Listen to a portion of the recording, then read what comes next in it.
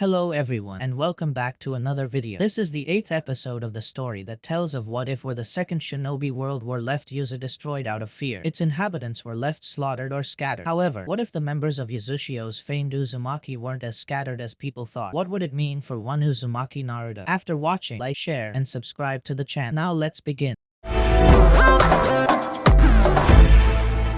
Hokage Tower, Konoha. The next day it was sort of depressing for Hiruzen to realize that he'd become numb to the sight of about to vaporize whatever room they were meeting in by now. So much for Konoha's vaunted fairness. Thundered as he slammed his oversized fist onto the meeting table. If you expect us to trust Konoha with our daimyo for a week, Hokage, you've got another thing coming. I thought this issue was agreed upon yesterday, Hokage Dano. Mei chastised her Konoha counterpart more calmly. You ask too much of us to have our heads of state reside within High's borders, so far away from the safety of their own borders. Both Anoki and Raza stayed silent for the moment, likely trying to figure out what plot, if any, the Hokage was trying to pull. Hiruzen had certainly dropped a bombshell on them when he'd begun the meeting by announcing he was retracting his decision to host the final leg of the exams outside of High no Kuni. It is merely the most sensible course of action, Mizukage Dano, Hiruzen countered calmly, raising a hand to prevent her from yelling again. Our preliminary discussions yesterday regarding the possible venue for the exams showed that there would likely never be any solid candidate upon which we would unanimously agree. Special interests and national agendas will always find a way to place doubt on wherever we hold the tournament. Moreover, we cannot discard the possibility of local agents using the exams for their own benefit and at our great cost, he explained. He motioned for his adjutant Shikaku to come forward. Nara-san here will further explain. As all eyes turned to Shikaku, Hiruzen took a moment to reflect on the events from yesterday, when Danzo had apparently lost enough of his senses as to knowingly engage with a dangerous threat as Uzumaki Shuko enough so as to bring her into the Hokage Tower, of all places. His first instinct had been, of course, to engage in mortal combat with the woman who threatened to derail these peace talks and kill Konoha's Jinchuriki, but he had been dissuaded when she offered the lifeline he'd been desperately searching for since the exams began. How to get the other nations to back off. Danzo swore by her plan, which was an odd show of trust from the normally paranoid old man, and Hiruzen had to admit that, after laying all her cards on the table, or, so he thought anyway, he found it very hard to dispute her arguments. The problem was that he couldn't trust her. Not one iota.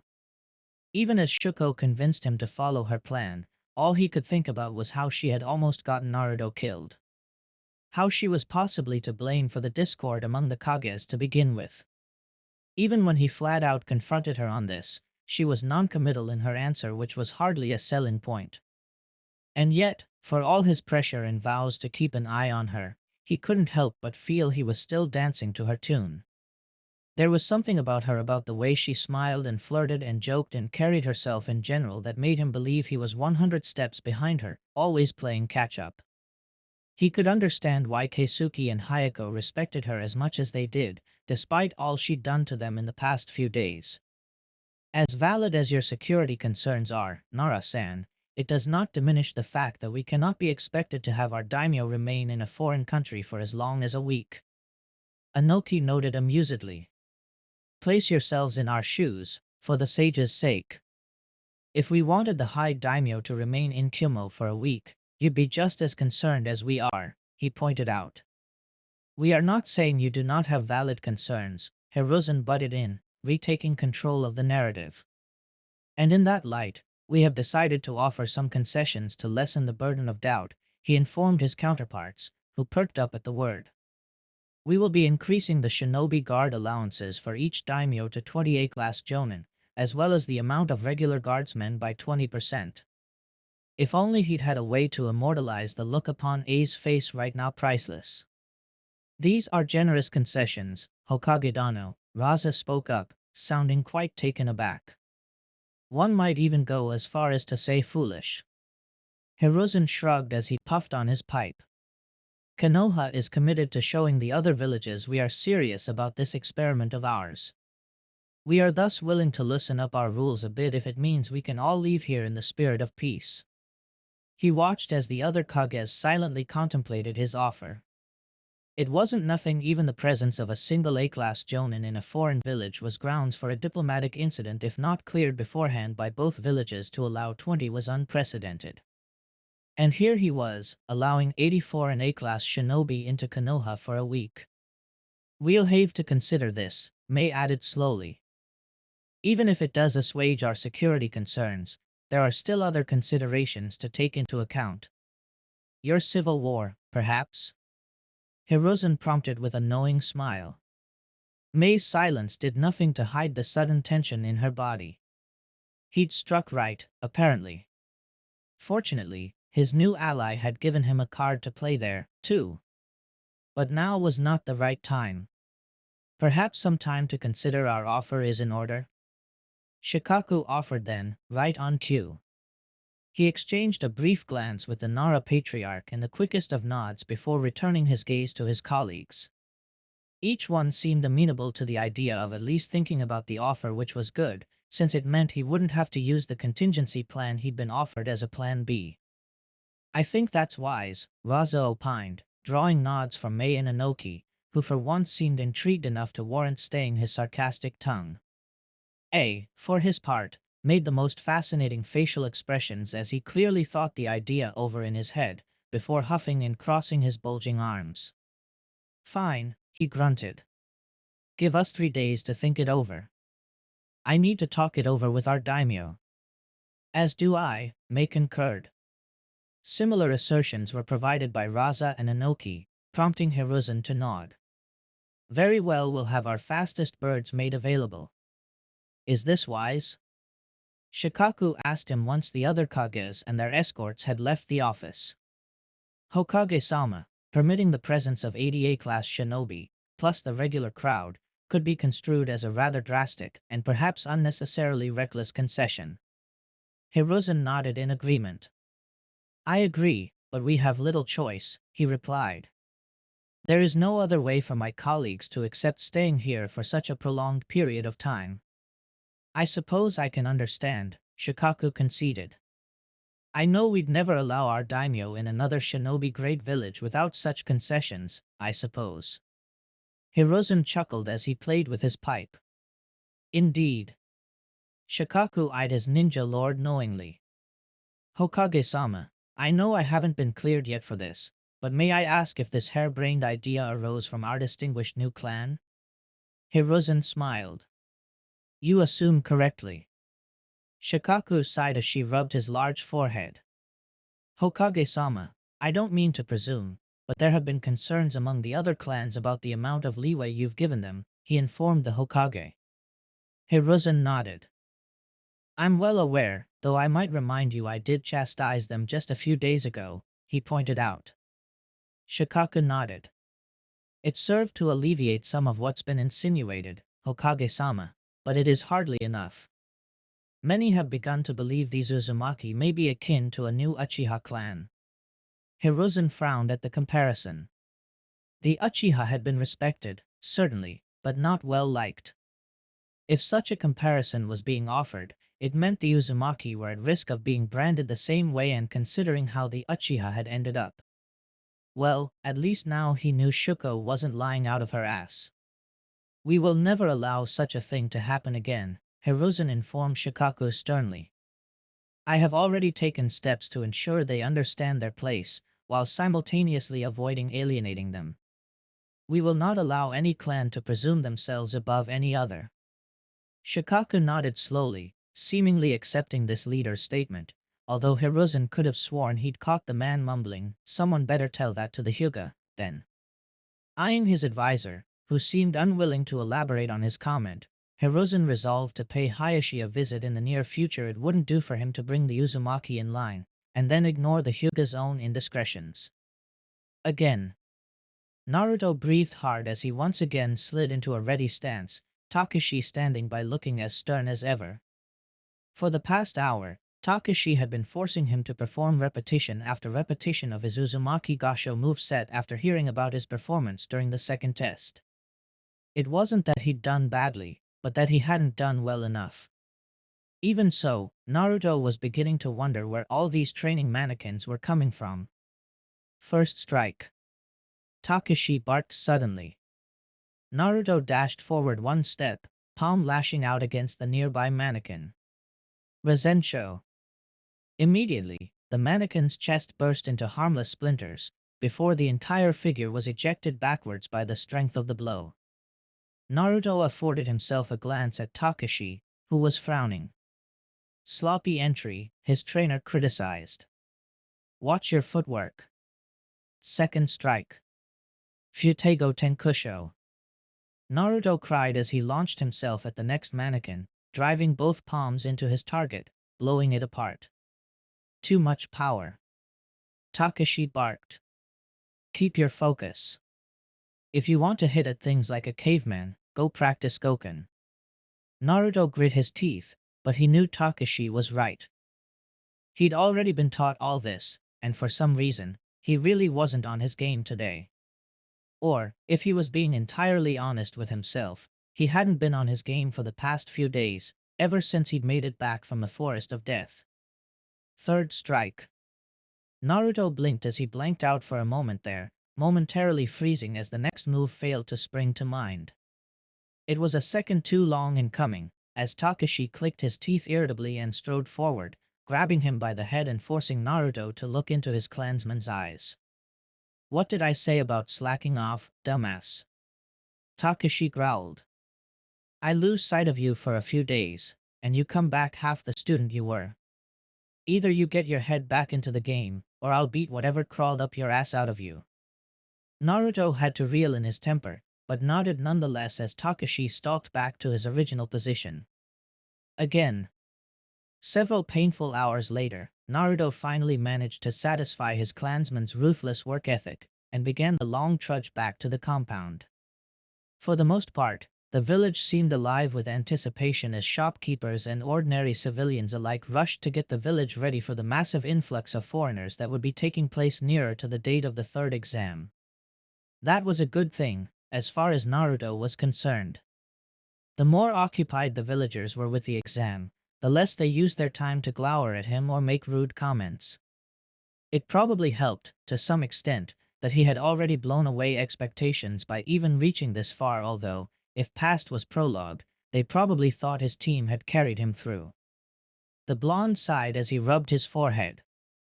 Ever since coming under the tutelage and guardianship of his clan, he'd found himself becoming more and more introspective about himself and the people around him. It was unavoidable, in a sense. Whenever he wasn't with Takashi, he was with Keisuke, or Hayako, or any of the other, older members. Occasionally, they even had him sit in on a clan meeting, to see how things worked. It was eye-opening how boring these were. For the most part, they were weekly reports of the clan's activities and missions, including budget considerations and mission estimates. More than once, he'd actually fallen asleep, and then whacked awake by Keisuke or gently shaken away by Hayako. Fortunately, the others assured him he wasn't the first or only one to fall asleep during these meetings. As a rule, Uzumaki clansmen performed rather poorly whenever they were asked to sit still and listen to formulaic discussions. Naruto-sama. Naruto stopped in his tracks just a few feet after having crossed the compound gate to see Maki waiting for him, smiling at his presence. Maki-chan, he greeted, before frowning.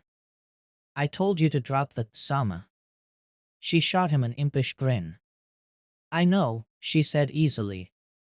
Anyway, I wanted to check up on your seal. Naruto grimaced. Seal verification usually involved a lot of lying around while Maki poked you with sharp sticks and chanted ominously in a darkened room lit only by candlelight. To this day, he wondered if that was even necessary, or just a way for her to mess with his head.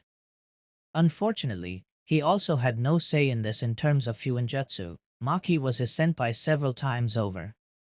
The only people who could overrule her on seals at this juncture were Keisuke, Hayako, and the other two clan elders who were not here.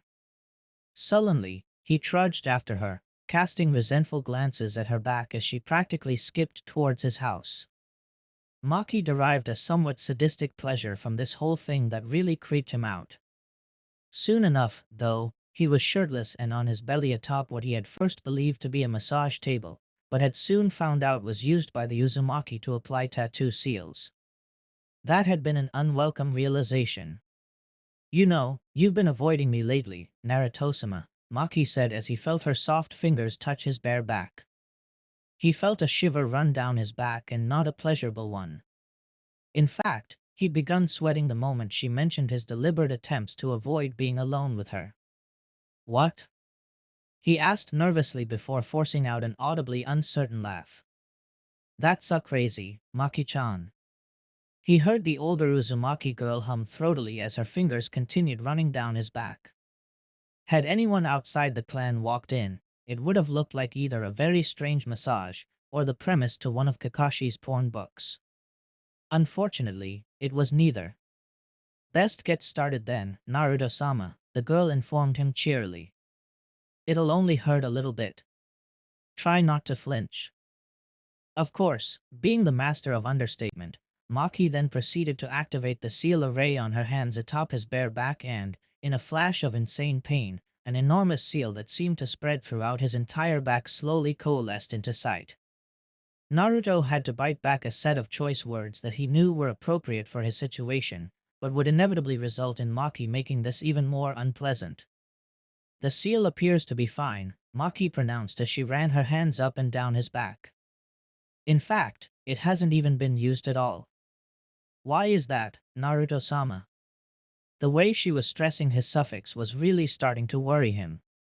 "I didn't net it," he offered lamely. Wrong thing to say, it appeared, because he felt a pinch in his side. "And yet you claim you were in a very dire situation. Takashi-kun hasn't stopped bragging about how you relied on his techniques alone to survive the forest of death." That was a twist. Takashi certainly didn't tell him as much. "I forgot." He tried again. There was no pinch this time, which seemed like a good thing. Right up until Maki shut down the connection between his seal and her rather too brutishly, sending another flare of pain down his spine. "The king's seal is not a toy to be forgotten about, Naruto-sama," she chided him as he whimpered on the massage tattoo table. "When I asked you if you wanted it before the test, you swore you'd use it if you got in trouble." "I didn't need it," he grunted through the small bouts of pain. He knew it was more mental than actual pain. The real physical pain had only lasted as long as it had required to apply the actual tattoo seal. This was mostly the effects of forcing his chakra to manifest without hand seals. He didn't need to turn to know Maki was glowering at him, though. "I didn't spend 4 days carving conversion and regulation seals just so you could get a tattoo to show off to your friends like a party trick, Naruto-sama," she snapped. And therein lay the crux of the matter. Seal masters like Maki were proud of their work, and expected to see it used in action. A seal that was created for the purposes of little more than decoration was, to the Uzumaki seal masters, nothing more than a waste of time. "It never came up, Maki," he assured her as he sat back up and slipped on his shirt once more. "Besides, you told me not to use it unless absolutely necessary, right?" The seal master begrudgingly had to give him that. After all, the king's seal was an absolute last resort, a weapon created out of desperation more than wisdom. It was something that all clan heads were supposed to have, but only after their ascension. Giving it to Naruto had been controversial, but necessary, considering the challenges he faced. "I'll be going now," Naruto announced as he left the sealing facility. Despite their already legendary proficiency, his clansmen were hardly ones to rest easy on their laurels, and thus had set up this building to house all their sealing tests. "Naruto-sama." He almost shouted his frustration as Kimiko came up with "There be no end to this? You must be joking." Hiruzen sighed as he rubbed the bridge of his nose, having somewhat expected the Mizukage pro tempore's hesitance, but still feeling the frustration of having to convince her to take his deal. "I assure you, I'm not." Mai Terumi eyed her guest with blatant suspicion as she crossed her legs, gaining a brief flush of red from her own bodyguard, but nothing from the Hokage himself. It seemed he was serious. Then it was generally well known among the Kages that Sarutobi Hiruzen was an incredibly powerful shinobi, but one that was also prone to the same weakness as other men, beautiful women. If he wasn't being affected by even her subtle gestures of seduction, then he was fully on guard and all business. All right, then convince me, she challenged, crossing her arms over her bust. If he was being serious, she would reciprocate the courtesy. Why should I tell my daimyo to back off from the Nami claim? Hiruzen leaned back into his seat, steepling his fingers. Logistics, he answered simply. May would have snorted if the situation wasn't so precarious. Anyone with half a brain knew the Nami claim was as much a nightmare for Mizu as it was for Hai. With the civil war still going on and Kirigakure threatening to spill to surrounding non-shinobi lands in Mizu, the odds of Mizu actually enforcing their claim were ridiculously low. That didn't mean they were about to give up an entire island willy-nilly, however. Even daimyo had honor. If you're going to throw around Hai's military weight and geographical closeness to Nami as deterrence, you might as well stop, she informed him, feeling a bit disappointed. This was the trick of a bully, not a Kage. Nothing of the sort, my dear, Hiruzen countered calmly.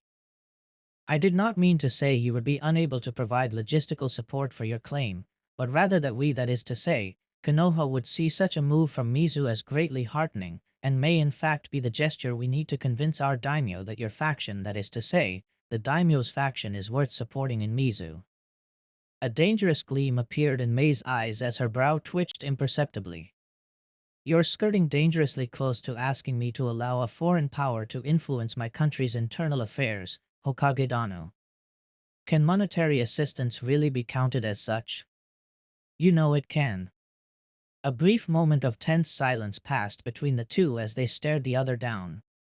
The only sounds heard in the hotel room at the moment was the sound of their guards' blades moving about as the guards shifted their stances for comfort. Then the question is, can you afford to say no? Hiruzen asked. The briefest spasm in Mei's left hand was enough to answer him. She couldn't, and she knew it.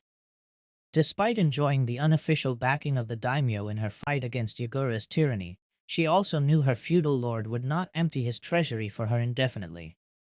There would come a time, a cost, where the daimyo would finally have enough and decide that the devil he knew was probably better than the one he didn't. It was a scenario she envisioned happening sooner rather than later. Defeating Yagura's troops would take more than money, Hokage Dano, she pointed out. And my countrymen will not take kindly to foreigners getting involved in our business, even if I did agree.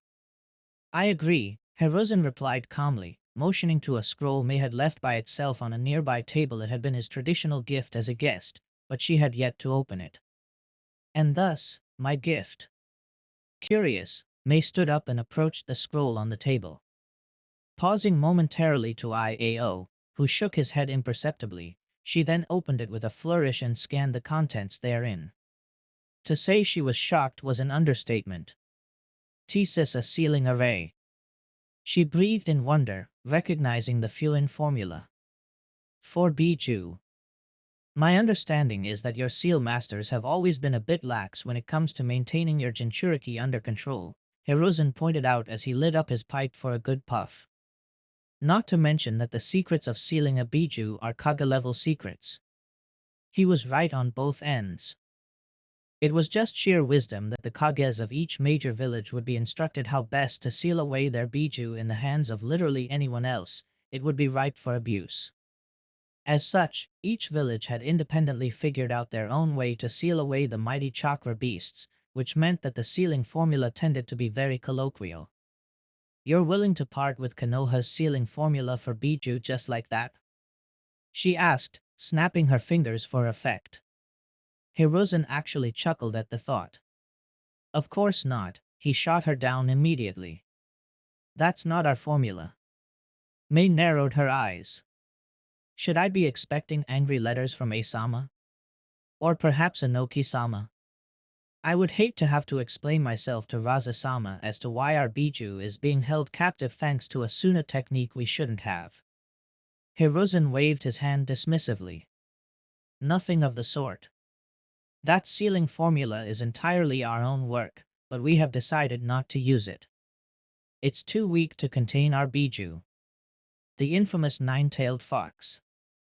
Mei mentally shuddered at the thought of having to face it down, having long realized that Konoha denizens weren't the peace-loving hippies the other villages made them out to be if they were able to face down and seal away the Kyuubi in the middle of an attack on their village. So it's defective, and you hope we'll use it instead? May asked archly, holding the, now re-rolled, scroll lightly among her fingers.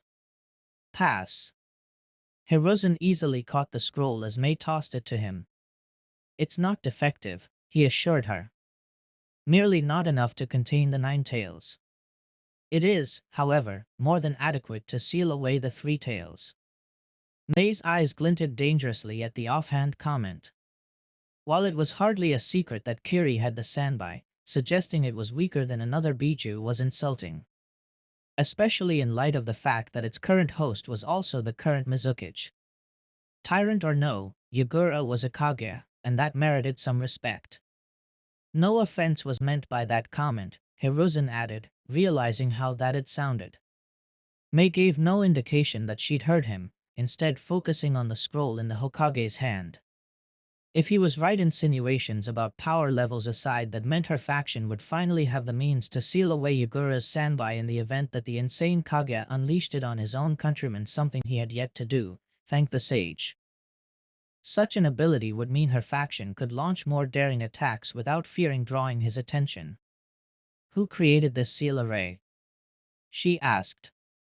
If it was any random idiot, there would be no way for her to accept it. Maybe if it was Jiraiya, the Uzumaki. May goggled. Are you serious? More than I've ever been. The Uzumaki, the cause of the crisis we're facing, created the very seal that you're offering me to step away from Nami? She asked, utterly befuddled by this sudden twist. So they are trying to recreate Yuzushiogakure? Hiruzen raised a hand to stop her. No, he answered flatly. At my behest, they have created this seal to repair the damaged relationship this crisis has wrought between our nations.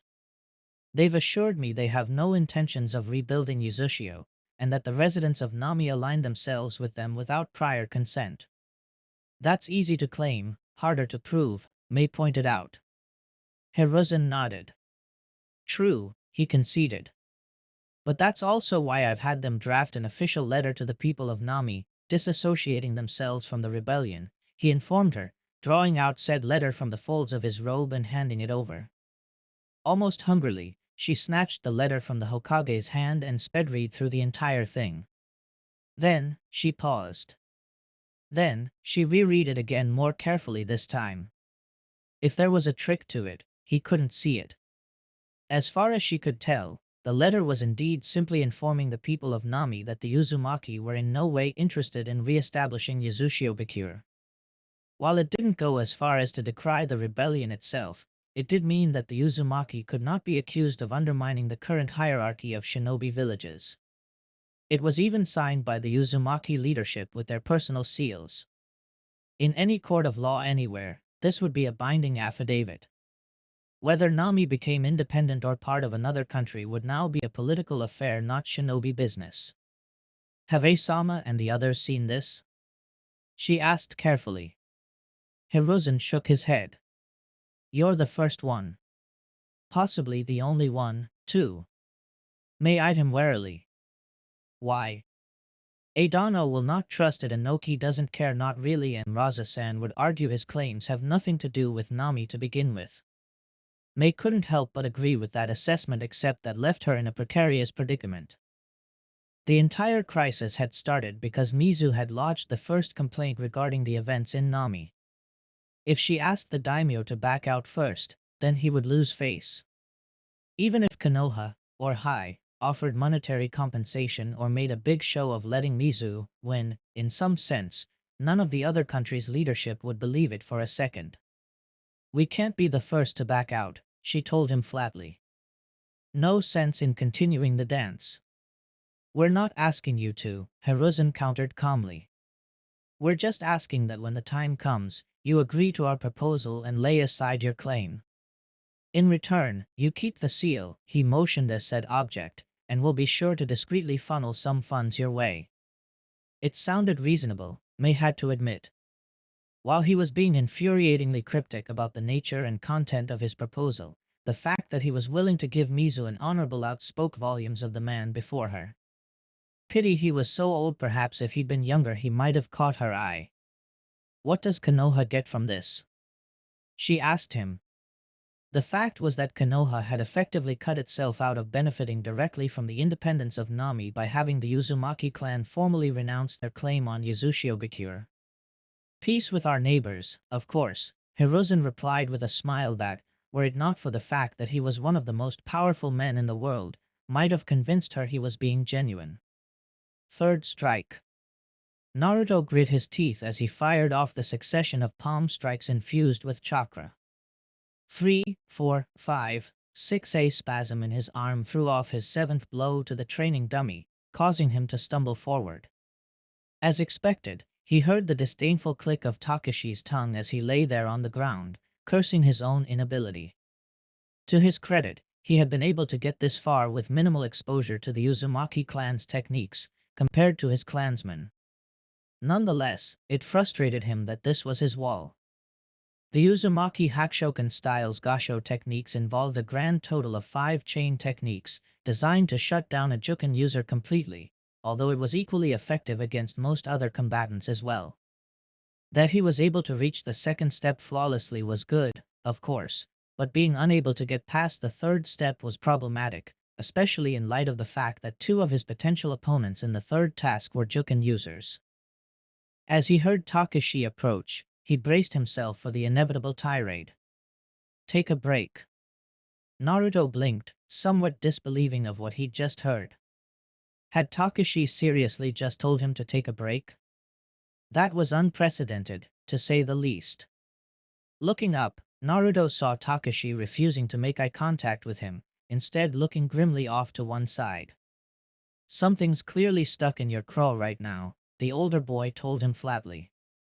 Go and get it out of your system, then come back when you're actually ready to improve. In a way, that was an even harsher criticism than all of Takashi's previous yelling put together. Stunned, he watched as Takashi walked away. Didn't he say Naruto had to come back?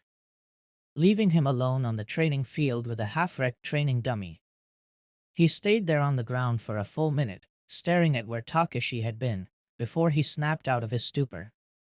Immediately, the self-recrimination began to flood his system, but he put a quick stop to that with a good slap of his own cheeks. Shooting up to his feet, he glowered at the sky. Like hell, this is going to stop me. He growled before eyeing the dummy. You'll see. I'll get this down in no time. Of course, Naruto knew that was easier to claim than do, and he faced himself with a new dilemma with no Takashi around. He wasn't exactly sure where he was going wrong. His cousin had been an invaluable resource in teaching Naruto martial arts, thanks in large part to the fact that they both understood each other on a fundamental level. Both Uzumaki males were used to learning with their bodies, which had allowed Naruto to progress at vertiginous rates. Until now. Something was stopping him from taking the next step, and he wasn't quite sure what it was. He hadn't seen anything in Takashi's demonstration that he wasn't doing, for instance. Everything from the footwork to the position of his wrists was copied perfectly from his cousin's performance. So where was he going wrong? What you doing, Nii-chan? Naruto practically screamed in fright as the voice suddenly broke into his thoughts. Spinning around, he was about to go off on whatever idiot had spooked him before realizing he was facing a young girl probably no older than 6 years old. In a way, she sort of reminded him of Hikari. What are you doing, Hiro? He tried grasping for her name, but nothing came to mind. In his defense, there were roughly 200 Uzumaki clansmen in Konoha. Fortunately, the little girl didn't seem put off by his inability to remember her name. Instead, she giggled in amusement. Call me Tama, Nii-chan, she introduced herself with a small curtsy. Remembering his manners, Naruto tried to replicate the act, but stumbled a bit, prompting another giggle from the girl. He smiled good-naturedly at his own misfortune. Guess it's just not my day, he said with a self-deprecating grin. The girl tilted her head. How's that, Nii-chan? For a moment, Naruto wondered if venting to a girl much younger than he was the wisest move after all. If his older, adult teachers seemingly had no answers for him. Why would this kid?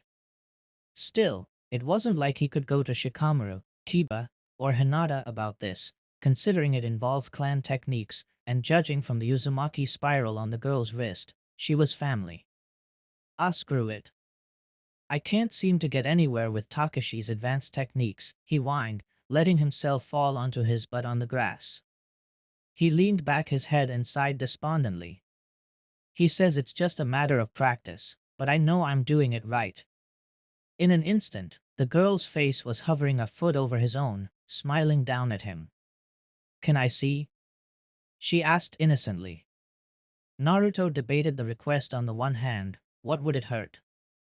On the other hand, did he really want to humiliate himself in front of this little girl? Deciding there was no harm in it, he hopped back onto his feet and got into the Hakushokun's ready stance. Taking deep breaths to calm his heartbeat, he suddenly sprang into action, launching the first and second steps of the technique. Then, taking a step forward, he grimaced as he twisted to carry out the third step and tripped over his own feet. Falling flat on his face, he quickly rolled out of the way and jumped back onto his feet, laughing at himself in the hopes his performance hadn't earned him a scornful look from the girl. To his surprise, she simply looked at where he'd been laid out pensively. Eventually, though, the girl sighed and drooped her shoulders. Geez, that Takashi and I is so stubborn, she complained before smiling brightly at him. I know what's wrong, Nii-chan. Naruto blinked. How could that be possible? She was just 6 maybe. As far as he knew, Uzumaki training began at around age 7. Still, she motioned for him to copy her as she slid into a perfect Hakushoken stance. Dumbly following suit, he watched as she took deep breaths before stilling entirely. It made for an intimidating sight, despite the small stature of his opponent. Everything from her radiated power and control. Honestly, if he hadn't been Shinobi, he might have run. She opened her eyes and smiled at him. Please attack me, Nii-chan. It hadn't taken him long among the Uzumaki to know that one did not refuse such an invitation lightly. The Uzumaki were proud by default, and underestimating one or being condescending was an easy way to get hurt. Even so, a part of him was uncertain about hitting a little girl. Sensing his troubled thoughts, the girl merely smiled at him. Don't worry, Nii-chan, you won't hurt me. Alright, so now his pride was wounded a bit. This little brat thought she was that much better than him. Then it was a good thing she had literally asked him for an ass-whooping. Charging the girl, he readied the first Hakushoken strike, expecting to hit home with his superior speed. Which was why he was so surprised to feel a stinging pain in his chest, followed by explosions of pain all throughout his body, followed by a hit to his chin that literally lifted him up into the air. The last thing he saw before everything went black was the blue sky above. When he came to, he noticed he was face down on the ground, and practically jumped to his feet, startled. What had happened? His jaw hurt, his body hurt, everything hurt. Suddenly remembering he'd been sparring with someone, he turned to face the little girl, who was just standing there, smiling at him. How'd you do that? He demanded. That was faster than Takashi. The girl's smile widened. That's a secret, Nii-chan, she teased. But if you want, I can show you how to do it. Naruto had never before nodded as fast and eagerly as he did right now. He knew, in retrospect, he'd been defeated using Hakushoken, but even when Takashi performed the techniques, he was never as fast. Perhaps that meant this girl had been taught a different way? Following her instructions, Naruto got into a ready stance and went through the first 2 katas. That's when Tama raised a hand to stop him. Honestly, there were times when the girl acted more like an adult than a child. Takashi and I taught you to perform the third step like this, right? She demonstrated for effect. Naruto nodded. She sighed. You're not flexible enough to perform the technique that way, Nii-chan, she informed him. At his outraged look, she grinned mischievously. But what Takashi and I doesn't know is that there's another way to do it. Watch. As she readied her own stance and went through the first two katas, Naruto half expected her to perform the twists of the third step as Takashi had shown him. He was surprised, however, to see that instead of bending away from hypothetical attacks, she simply leaped forward with a downward blow, followed by the uppercut that had presumably knocked him out, and then the twin body blow that was the technique's finisher. See? She asked. It's more straightforward, but needs a lot of speed. If you don't time it right, Nii-chan, you can't do it. Naruto stared at the little girl with wonder. Speed wasn't really his problem. In fact, out of his fellow genin, he believed only Sasuke could consistently beat him in matches of speed at the moment, while Kiba was his even match. This meant that if he adopted this new third step, he could possibly overcome the wall Takashi's instruction had unexpectedly wrought. Let me try. He all but shouted excitedly, running through the first two katas flawlessly. As he finished the second, he tried imitating the girl's actions and lost his balance at the uppercut. The girl's giggles did not help. What did I do wrong? He grumbled as he picked himself up from the ground. The girl walked up to him and poked him in the forehead. You tried to be too fast, Nii-chan, she explained. You didn't give your own feet time to compensate for how fast your upper body strikes were going, so by the time you were ready for the last two hits, your feet were still a step behind. Naruto hummed in understanding as he settled back into a stance, taking great pains to calm himself down. He'd been so excited to try again that, in hindsight, his overeagerness had caused him to get ahead of himself. First step. Naruto shot forward his arms in a flawless Shidenkusho, unleashing a four-strike attack. Still forcing himself to act with detached equanimity, he took his second step. Second step. His arms were a blur as he let loose the Rokura Sensho, adding two more blows to his attack. Then, the moment of truth. Third step. Instead of his usual bending, Naruto dug in his back foot into the ground and used it to dash forward, striking down with his front foot's impact on the ground, then adding an uppercut with his back foot moving forward. Then, in a heel turn to add inertia to his strike, he brought both palms around and into his imaginary opponent, ending in a perfectly still stance. A moment passed in silence. Naruto blinked. He'd done it. Whooping in joy, Naruto began dancing a small, somewhat inappropriate jig involving hip thrusts as he finally overcame his latest obstacle. Tree walking, water walking, taijutsu, shadow clones, hell, throw whatever you want at him, and he'd overcome it. Laughter cut into his celebrations at that moment. Screeching to a halt, Naruto suddenly remembered he'd been helped by Tama in order to get this far, and turned hoping to thank her. Except she was gone. In her place, hunched over and grabbing her midsection as she continued laughing, was a young woman about the Hokage's secretary's age with bright, fiery red hair held in two long pigtails. What the? He shouted in alarm. Who the hell are you? Where's Tama? That seemed only to incite the woman to laugh even harder, causing her to fall to the ground as her body continued its amused convulsions. Getting irritated, Naruto slid into a ready stance, ready to dish out well-deserved punishment to this woman, who had clearly taken Tama away. I won't say it again, he told her. Tell me where you took Tama. Finally, the woman seemed to regain her self-control, though the mischievous smirk on her face as she eyed Naruto raised all sorts of alarms. Oh, don't be such a killjoy, Mr. I can't even master basic taijutsu, she mocked as she sat up, leaning back against her arms. After all I've done for you. It's just poor manners. Naruto blinked. All you've done for what the hell are you talking about? He demanded. I've never met you before. He was dead certain of that much, at least. Maybe. Again, the Uzumaki clan was pretty damn big. The young woman's smirk grew before she suddenly disappeared in a cloud of smoke, which prompted Naruto to jump back, just in case.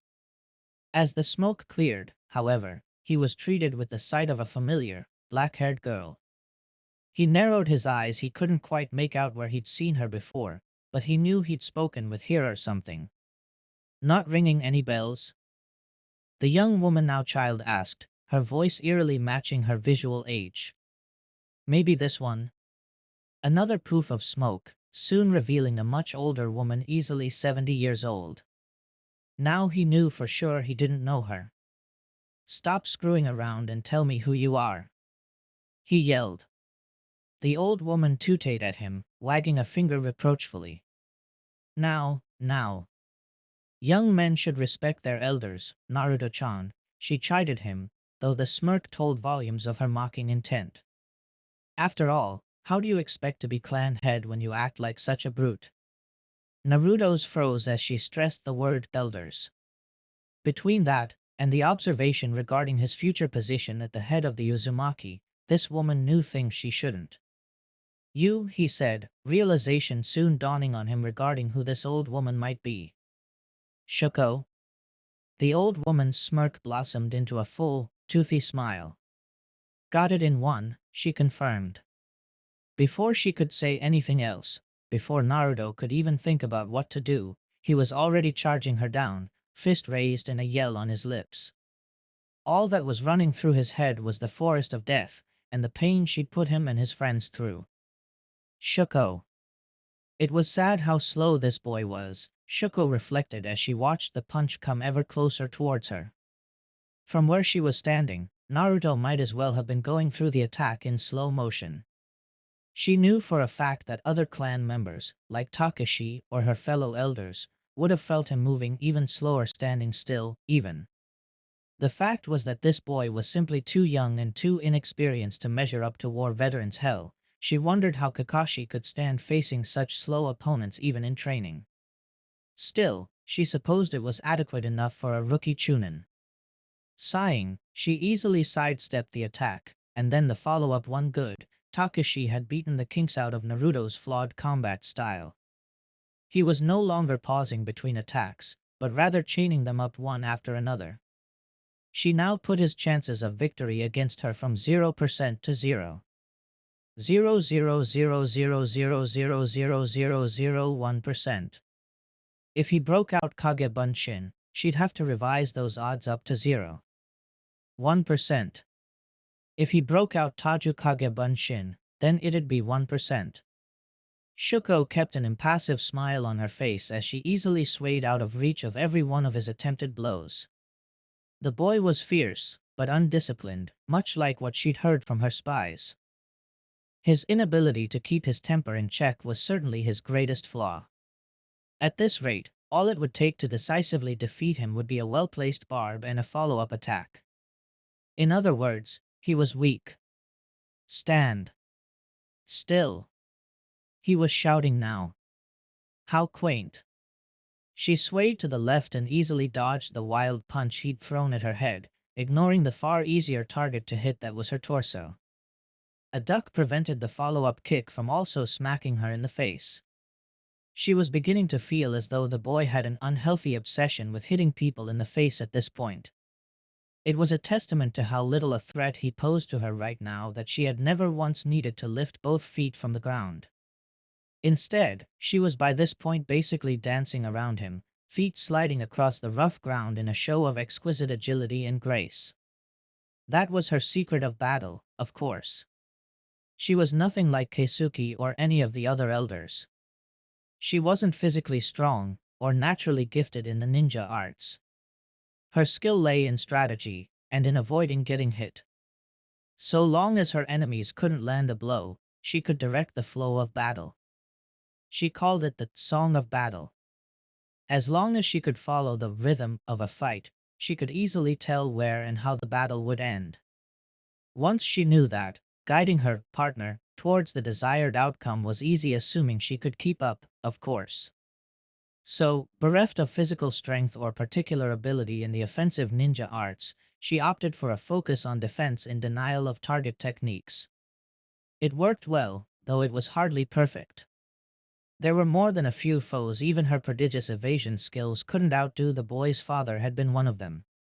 She was fairly certain she would also fall to the speed of the Reikage and Kazekage. Based on her info, Kakashi was almost certainly in that category as well, she clocked the probability at 95%, plus or minus 3%. There were more, of course, but Naruto's gosh darned insistence to try and cave in her face was actually forcing her to pay attention, for once.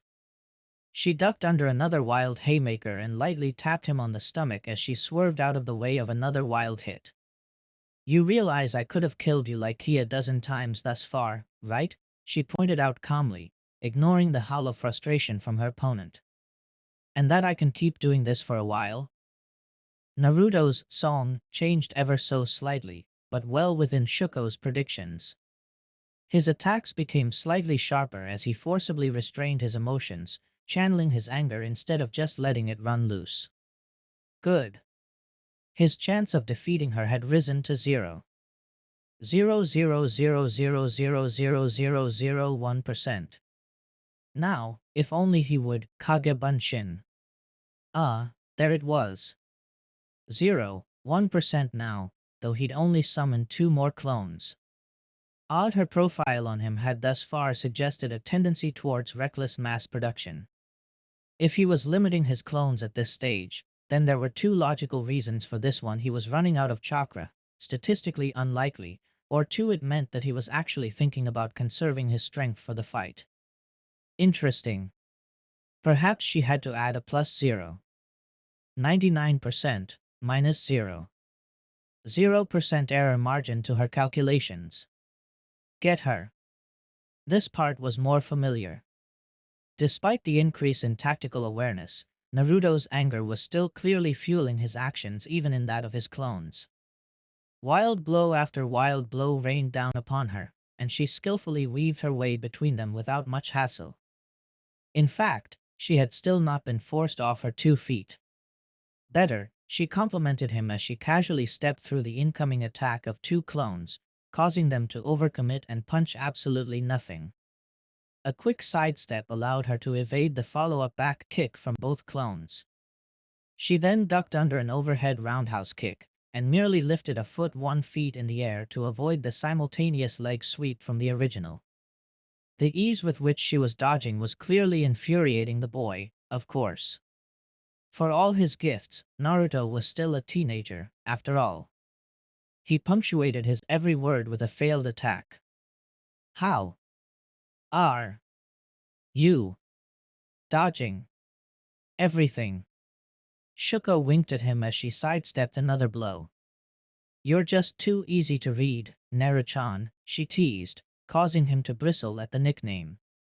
You might as well be holding up a sign telling me your next move, and the one after that, and the one after that. The good news, of course, was that Shinobi tended to grow out of that tendency by the time they achieved Chunin. The bad news was that Naruto's initial Shinobi education was so poor that he was behind in this particularly critical area. If he was allowed to keep these bad habits, then she calculated a 56% chance of him dying on a B-rank Chunin level mission or getting severely injured in some way. Well, no time like the present to correct her juniors, she supposed. Tell you what, she offered as she dodged another blow to her torso. If I can call the next 10 moves you make, you'll hear me out. She ducked another triple team attempt by Naruto and his 2 clones before sidestepping the follow-up. Sound fair, Naruto-chan? Naruto merely growled in response, prompting a grin from Shuko. It wasn't a roar or a negatory shout, which she concluded that, in Naruto speech, was probably some form of reluctant curious agreement mixed in with a lot of anger. Good, she exclaimed before smiling as she perceived his body tense tellingly. 2 clones from above while you sweep my legs, Naruto-chan, she called out, a fraction of a second before the attack actually materialized. Back kicks from the clones while you attempt an uppercut, Naruto-chan.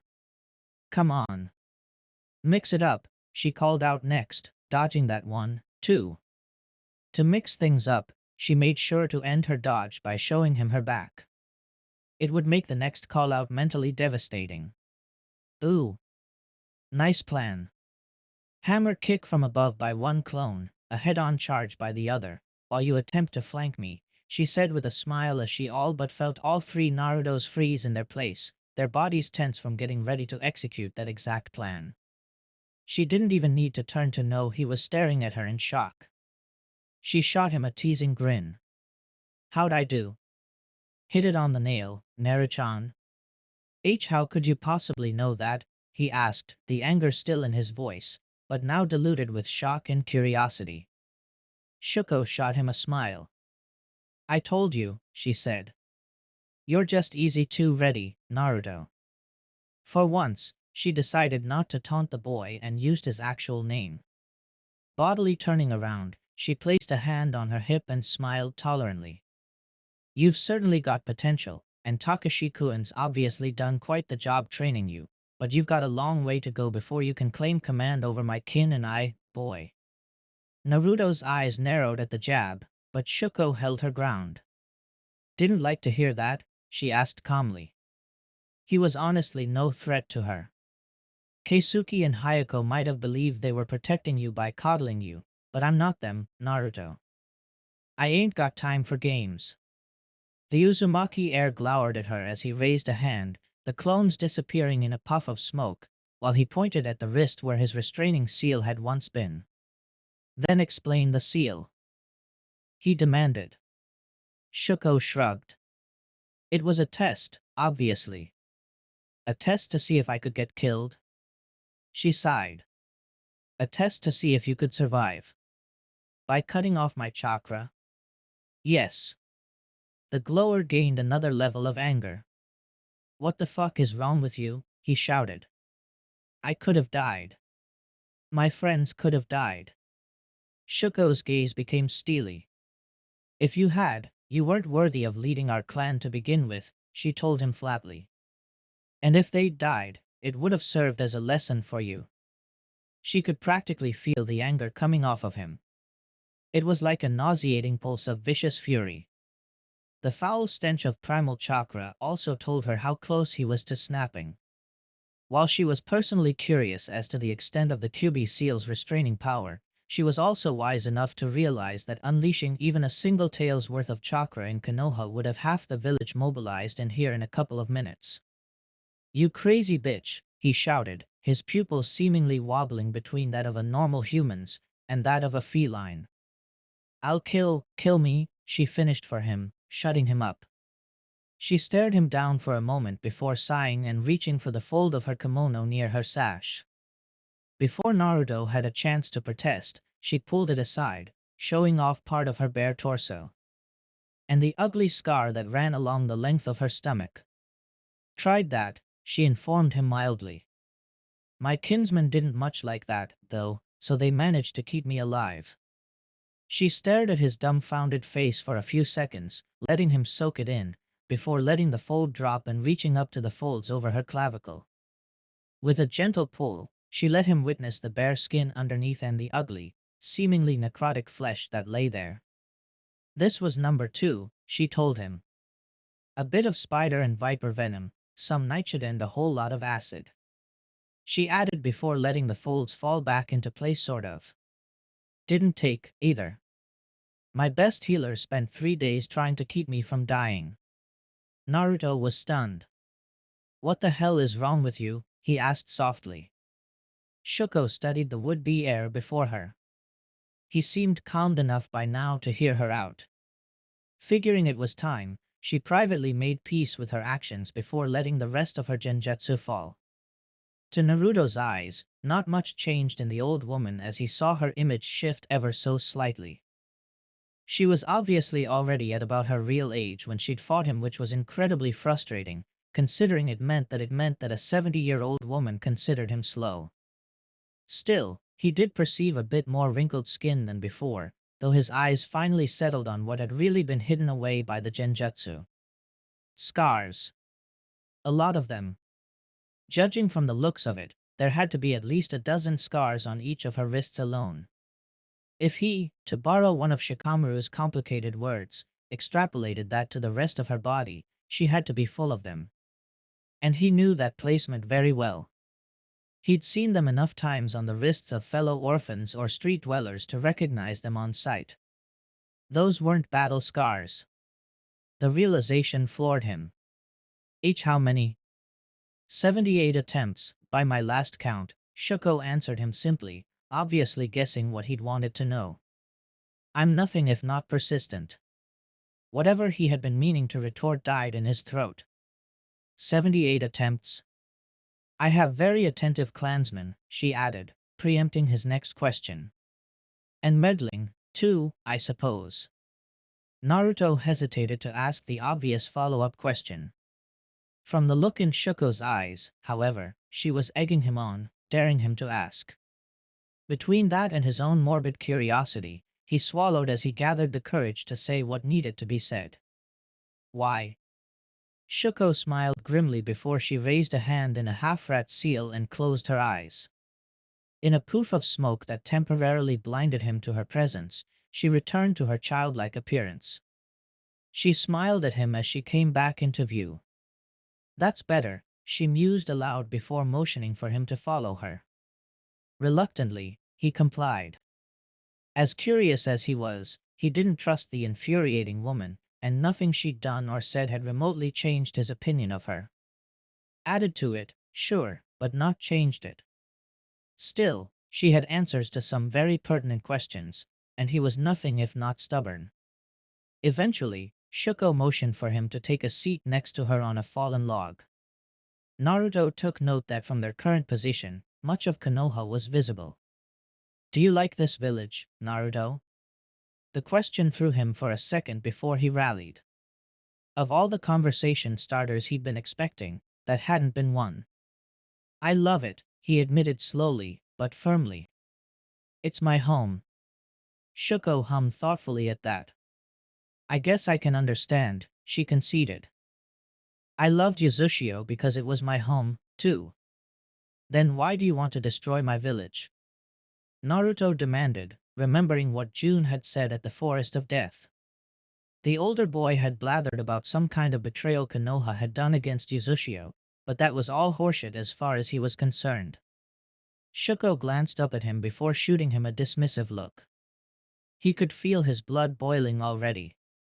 Because your home destroyed mine. Her words froze him on his seat. He'd been about to shoot to his feet when Shuko had spoken, ready to rail at her again. Remembering his discussion with Shikamaru and June, however, Naruto glowered at her. Bullshit. Shuko laughed bitterly. Were it only so.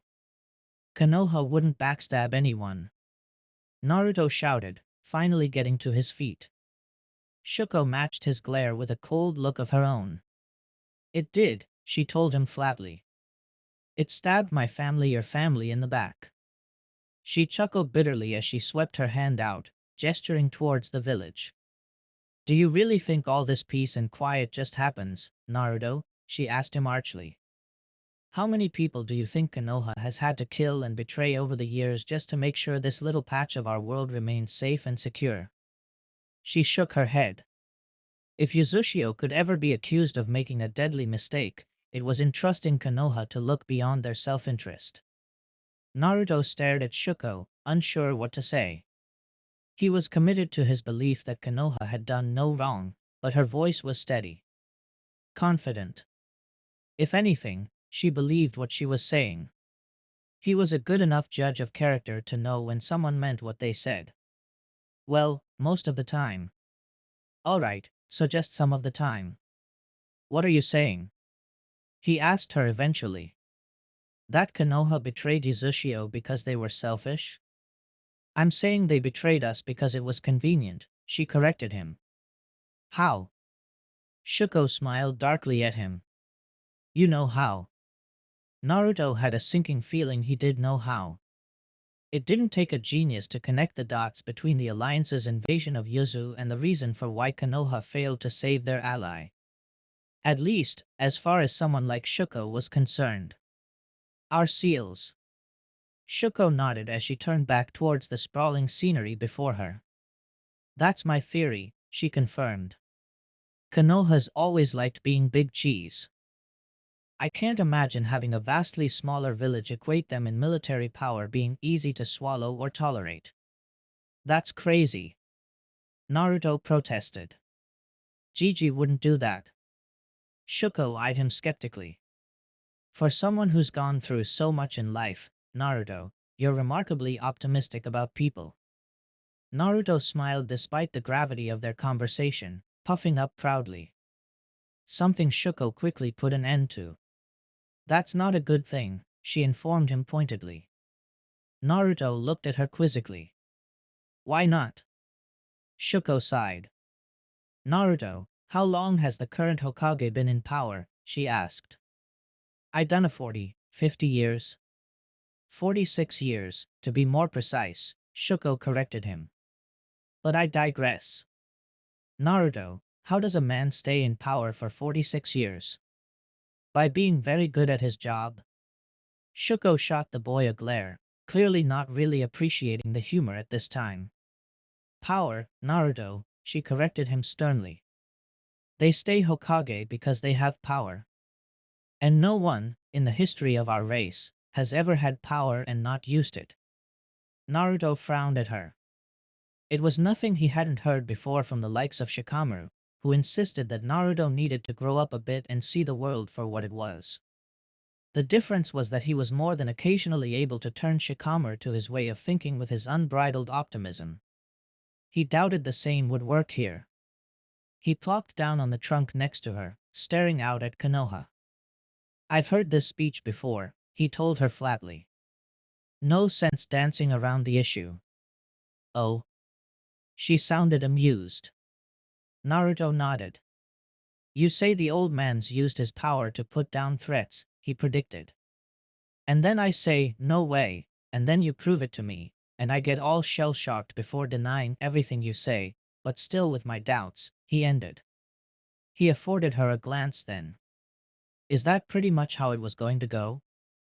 Shuko nodded with an easy smile. Pretty much, she conceded. Except for one thing.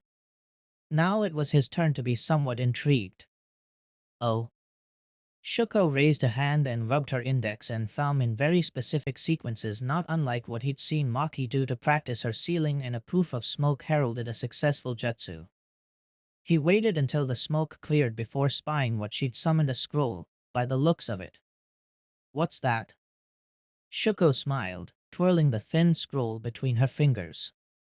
This is my proof, of course. Of what? Of Konoha destroying our home, Shuko clarified, somewhat annoyed that he was playing dumb. The twirling stopped suddenly. The testimony of every Uzumaki clansman who escaped the slaughter Konoha left us to. And you think I'll believe you just like that? Naruto asked skeptically. He nodded at the scroll. Unlike what many of my friends believe, I wasn't born yesterday.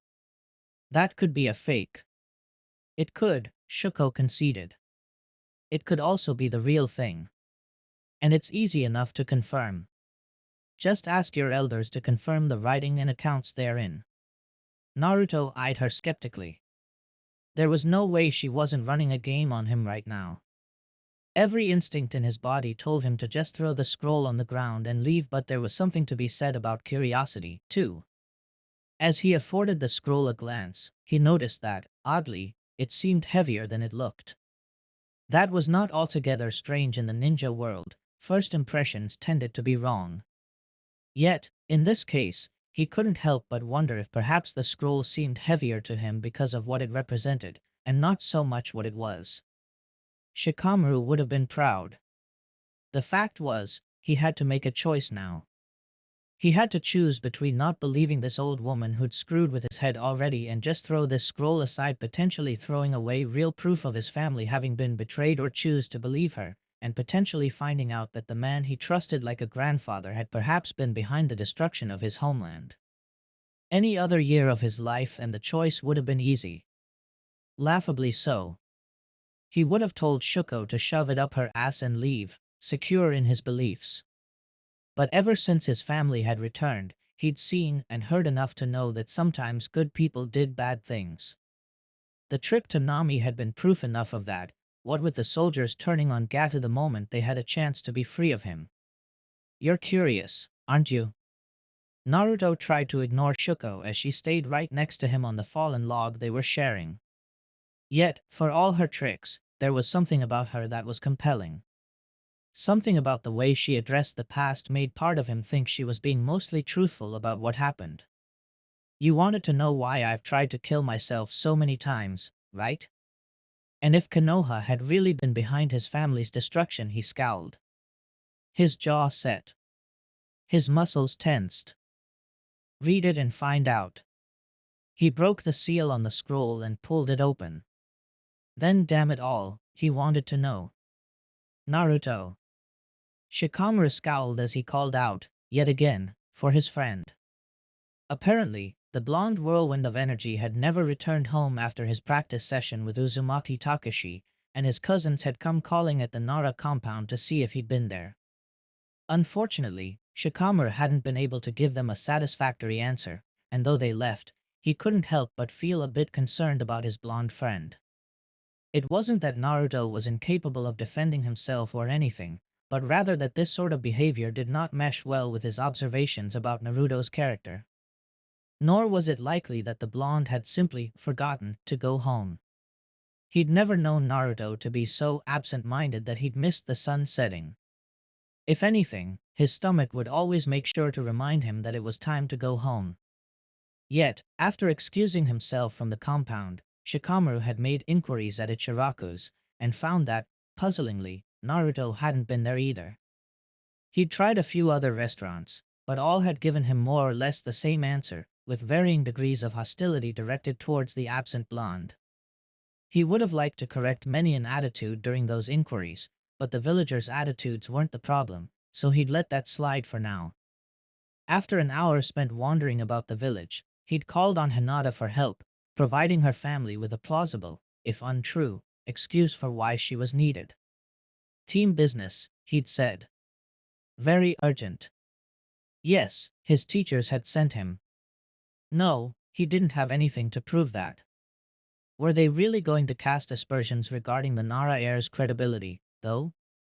That had pretty much settled it, and in short order, he'd been granted the company of Hinata, whom he'd brought up to speed as quickly as possible as he resumed his search. Obviously, the girl was overwrought with worry for her crush, but Shikamaru hadn't gone looking for her because of her feelings. She had a rather more useful skill he needed. Still nothing? He asked as they moved through the dense woods that made up the perimeter of the training area where Naruto had last been seen. The pale-eyed Hyuga heiress shook her head sadly, her bloodline limit activated. Troublesome blonde, he grumbled. In the distance, he heard some birds squawking, and saw a shadowy figure leap across Konoha's rooftops. More Uzumaki, he imagined. He'd bumped into a few as they carried out their search. They were really not taking Naruto's absence well. What do you think happened? His companion asked fearfully. I don't know, he answered as calmly as he could, not wanting to exacerbate her emotional state. Even so, it was a more truthful answer than he'd have liked to admit. He had no idea what had happened to make Naruto disappear like this, but whatever it was, he knew it couldn't be good. It wasn't going to be food-related or training-related most likely. Whatever it was boded ill for his friend. They walked in relative silence for another few minutes before he heard the Hyuga heiress gasp in surprise.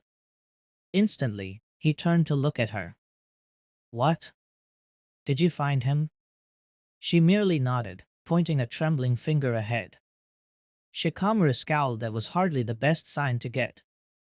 He immediately set out in the direction she'd pointed out, not really paying attention as to whether she was following him or not. Whatever it was she'd seen, it had troubled her, and he wasn't about to leave his friend in danger. What he saw when he broke free of the forest's borders, entering a sudden, small clearing he hadn't recalled seeing in the map, it took him a moment to realize what was wrong with this picture and, by consequence, what had probably disturbed Hinata. There were a few trees lying about, scattered, forming the basis for the clearing he was now standing at. From the looks of them, they had been torn apart by some sort of dull blade, as though someone had taken a hammer to them and just wailed on them until they broke. And there, sitting on a fallen log, in the middle of this pseudo-clearing, was his blonde friend, head bowed and back to him, but clearly the person responsible for this sudden act of violent deforestation. Even so, it had taken him a moment to recognize his friend. The reason being the black, intricate tattoo that was pulsing angrily all throughout his back, its disappearing lines along his torso and shoulders insinuating their presence on his limbs. It didn't take Shikamaru much to connect the dots. Naruto. The blonde's head snapped up, and the sudden violence with which he turned, seemingly ready to visit violence upon him, shook Shikamaru. Yet he stood his ground. He would not abandon his friend in his time of need. Not now. Not as long as he had a say in it. Yet, before Shikamaru knew what had happened, Naruto was practically up in his face, having moved faster than Shikamaru could have imagined possible for the blonde, one arm pulled back, as though he was ready to punch the living daylights out of him. Shikamaru didn't know what possessed him to stand still, but so he remained. Naruto didn't throw the punch. "Are you also going to betray me someday, Shikamaru?" the boy asked, the deadened cadence of his voice chilling Shikamaru. "Why would I do that?" Shikamaru asked as calmly as he could muster himself to be. Losing his cool here would be enormously unwise, he calculated, and Naruto was clearly in the middle of an emotional fit. A part of him hoped Hinata had chosen to backtrack back to the village to get help, while another, more selfish part of him wished she was nearby, ready to intervene if necessary. Though that made him wonder if she'd be capable of stopping Naruto if it came to it. "Konoha killed my family," Naruto spat, his fist still reared and ready to go, but now trembling ever so slightly. Shikamaru mentally cursed as he observed that, and noticed the tinge of red in his friend's eyes. Naruto was losing what little control he had left over his emotions. He needed to prevent that as quickly as possible before his friend did something he'd regret. "That sounds awful," Shikamaru told him evenly, assiduously thinking through a possible contingency plan to neutralize his friend if it came to it. "Why don't we talk about it?" he suggested. Naruto's angry glare faltered for a moment before reasserting itself, and suddenly Shikamaru felt the scruff of his shirt being pulled up by Naruto's free hand, pulling him up onto his tiptoes. Shikamaru grimaced. His friend had always had a distinct physical advantage over most of his peers, other than Kiba and Sasuke. "You're trying to get into my head, Shikamaru," Naruto growled. "Stop doing that." "I just want to know what you're thinking, Naruto," he countered, hoping that faint rustling he just heard was the sound of Hinata taking position somewhere within Naruto's blind side. "You're my friend. You're angry. Just tell me why." "I told you why." Naruto snapped, drawing Shikamaru in until he was practically face to face with his friend. "You Konoha murdered my family. Your allies." "I believe you," Shikamaru told him earnestly as he subtly motioned with his hands for whoever was out there to make no move. He hoped they got the message. "But you need to explain it to me, Naruto, because otherwise none of this makes sense to me." "Shuko told me everything." Naruto practically shouted into his face, chilling Shikamaru. Naruto had listened to that lunatic? That was bad news. Bad news on a monumental scale. But, as he tried to keep his grimace from showing, he reasoned that it also made sense. It was like the final puzzle piece he'd needed had finally fallen into place. Shuko had been overtly escalating her feud with Naruto for a while now. First, with the bet, then, by sabotaging his seal. Then, by sending in her goon squad after them. Next, she'd antagonized the clansman he was closest to. And now, this. Shuko was driving his friend up a wall, making him as emotionally frayed as she could, all for this one moment where she could work whatever plans she'd had in mind all this time. This had been her endgame for Naruto all along. He was certain she had other plans in the works, but this had been her final move in the shogi game she'd been playing with her friend. And Naruto had been checkmated. "What did she tell you?" he asked, his famed reasoning skills reasserting their control over his disturbed mind. "Let me understand, so I can help you." Naruto scoffed. "Why would you help me?" "Because I'm your friend, Naruto." Shikamaru snapped back in a calculated move. "Why else do you think I'm out here in the middle of the evening, looking for you?" That trick did it. Naruto abruptly let go of his shirt, allowing Shikamaru to fall back onto his feet. Straightening his shirt, He leveled a glower at his friend. Honestly, you've got to be one of the most troublesome guys I know, but you're still my friend. Naruto finally dropped his threatening fist, but Shikamaru spied the tattoo still pulsating angrily. Whatever it was still very active. Shuko told you everything. Yes, so you've said, Shikamaru interrupted him. Tell me about it. Naruto sighed and walked back to the trunk where Shikamaru had found him. For a moment, Shikamaru feared his friend would clamp up, as he'd usually done back in the academy whenever he was troubled. Just as he was about to say something about it, though, Naruto picked up something out of sight, then turned to face him. In his hand was a scroll. I'll do you better, Shika, Naruto said. I'll show you. Shikamaru didn't have the time to process what he'd meant by that before Naruto tossed him the scroll. Catching it on instinct, he noticed that the wax seal had been broken, a seal that, based on the designs on the two broken halves, had been that of a whirlpool, the Uzumaki symbol. What is this? He asked. The truth, Naruto said simply as he walked back to him. Shikamaru frowned. That was a loaded statement, and one he wasn't too convinced by. More to the point, he'd seen Naruto grow wise enough by now not to believe whatever a stranger said to him at face value, especially not someone like Shuko. Whatever was in this scroll, it had to be quite convincing for Naruto to believe it prima facie. Hinata. Naruto looked at him oddly before tensing as he heard the sound of foliage rustling. From somewhere to their left, he spied Hinata entering the clearing, looking quite nervous and shamefaced. Likely, she'd felt as though she were intruding in their moment. He didn't have time for that. Hinata-chan? What are you doing here? Naruto asked. She helped me find you, obviously, Shikamaru responded on her behalf curtly before looking over at her. You heard everything? She nodded shyly in response. Good. Do me a favor and go back and tell them we found Naruto and are on our way back, he requested, ordered her. But, Hinata. Please, he insisted, cutting off her protest. For a moment, she looked indecisive, glancing at Naruto, then the scroll. Soon enough, however, she nodded once before casting a final glance at Naruto and then jumping out of sight, the sound of rustling leaves quickly fading away. She was back up, wasn't she? Naruto asked as soon as the sound had all but disappeared. Yeah, Shikamaru confirmed, not really wanting to lie to his friend. Though, to be honest, there was a moment when I didn't know she was still around. Naruto stared at him incredulously. You gambled? Shikamaru made a face. You make it sound like it's such a weird thing for me, he said irritably. And it's not like you gave me much time to make a foolproof backup plan. Naruto looked away, seemingly only realizing the full extent of what he'd done just now. Yeah. Shikamaru repressed his need to make another, acerbic observation in favor of examining the closed scroll in his hand. He was still somewhat concerned about what he'd find there. Would it mess with his mind, too? What if it was some sort of hypnosis jutsu? He eyed his friend again. That tattoo was still there, pulsating. Had the scroll done that? Is this thing, he nodded at the scroll, then at Naruto, going to give me a tattoo like that?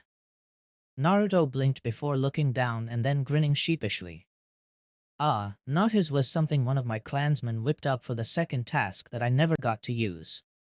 Because of Shuko's tampering with your seal? Silence. Sure, let's go with that. Feeling a headache coming on, Shikamaru shook his head in disgust before refocusing on the matter at hand.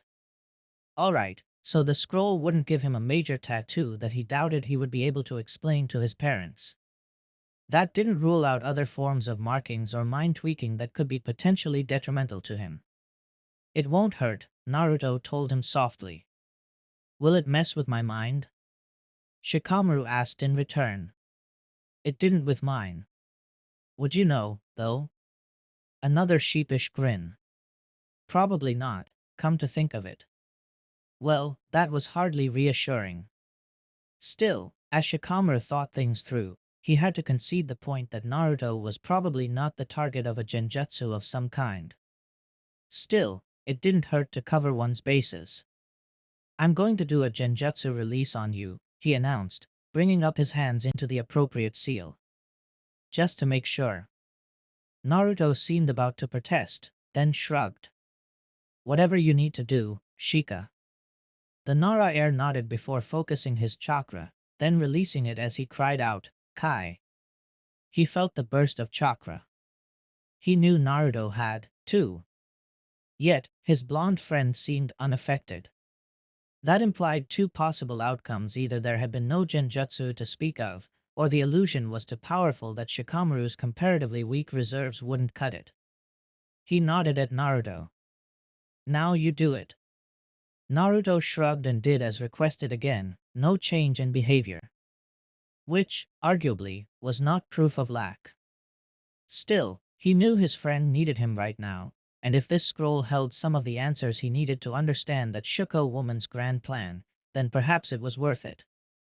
It'd be like taking a dangerous gamble in shogi, one that could easily win you the match or lose it. A desperation move. He sighed. Maybe Naruto was a bad influence on him. He raised the scroll and set his hands to open it. "Alright, let's see what this scroll has to say." Naruto nodded encouragingly at him. Shikamaru tensed, then unfurled the scroll. He spied a really intricate jutsu formula for all of a split second before it was gone. A bright light. And Shikamaru and Naruto saw the clearing no more. "I'm a damn moron." Those were Shikamaru's first thoughts the moment the blinding light hit him. Despite his well-honed survival instincts, he had chosen to take the reckless route and just open a scroll given to his friend by Uzumaki freaking Shuko. His father would have smacked him upside the head. His mother would have strangled him on principle. He wouldn't have blamed them for either action. As his vision cleared, however, Shikamaru was struck by what he was seeing. Despite his eidetic memory telling him he had most definitely been standing in a clearing within Konoha's boundaries with his friend, he could not tell where on earth he was now. Had he been reversed summoned elsewhere? What on earth was going on? "Where are we?" he asked out loud. "As far as I can tell, Yuzu." Naruto's voice actually startled him, causing him to jump slightly. He'd totally forgotten that his friend would have likely also accompanied him for the ride, considering they'd both been holding the scroll. It took him a moment to register his friend's words, though. When they did, he blinked in stunned surprise. "That's impossible," he said slowly, looking at the vegetation around him. It certainly didn't seem to match Konoha's deciduous forests. But Yuzu was gone. How could they possibly be in a place that no longer existed? "It's a memory, or rather, a collection of them stitched together," Naruto explained with an uneasy smile. "I couldn't really believe it at first, either, but then I figured with what my clan knows about seals, as far as explanations went, that was a bit far-fetched, but Shikamaru had to admit that it was no weirder than being able to control one's shadow. Or spitting magma. Or any other kind of jutsu manipulation. And, really, Ino's clan basically breathed memory manipulation and extraction." "Ah, screw it. Alright," he said with a nod, turning to look at his friend. "You're the repeat visitor here. How about you lead?" Naruto nodded, gesturing for him to follow. Technically, the memory started. "I think this part belonged to her and whoever got away from this place." Shikamaru looked where Naruto was pointing and felt his insides churn a bit. Slumped against a tree was a dead woman, the Uzushio headband hanging limply from her neck, part of her head missing. Not a clean death, as far as these situations went. "Come on." Shikamaru managed to pull his attention away from the rotting corpse in order to follow Naruto.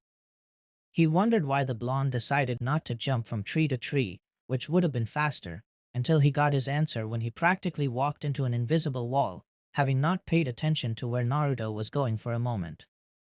"What the hell?" he yelped, cradling his bruised nose. Naruto chuckled. "Ah, yeah. Make sure to follow me exactly." I tried to tree jump the first time and smashed into a wall in the sky. I think the memory doesn't let you go places where they didn't happen. That made sense, Shikamaru thought ruefully as he followed behind Naruto, who he now noticed always seemed to keep his hands a bit outstretched from his body, as though feeling for the invisible walls. Smart. It was good to see his friend taking such precautions. Come on, we're nearly there. Where? Naruto turned to smile at him, but there was no humor or joy in it. It looked like the smile of a man forced to relive a horrible past. Then again, considering the blonde's reaction when he'd found him in the clearing, home. Shikamaru said nothing, nodding instead to show his compliance. When they finally crested a small hill, he finally got a good look at what Naruto was talking about. There, spanning across what seemed to be at least 3 rivers, was a shinobi village. And not just any village. By the looks of the emblems emblazoned on the enormous walls that surrounded it, Uzumaki. The home of the Uzumaki, in all its glory. That's home, yeah, Naruto finished. At least, it used to be, according to Shuko and the others. Shikamaru had been about to say, impossible, but decided to just nod along with Naruto. It was somewhat frustrating that he had to remind himself that this was all a memory jutsu. That Uzumaki really was gone and that what he was seeing was merely a recreation made by someone whose agenda was very, very suspect. And then he noticed the billowing pillars of black smoke in the distance. What's that? He asked, pointing. Naruto followed his gaze and grimaced. You'll see, he said softly. Come on.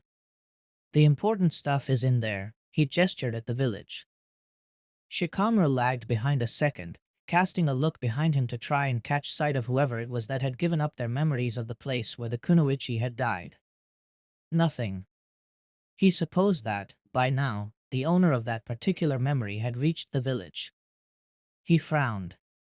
That just raised a whole bunch of questions as to how this whole thing worked.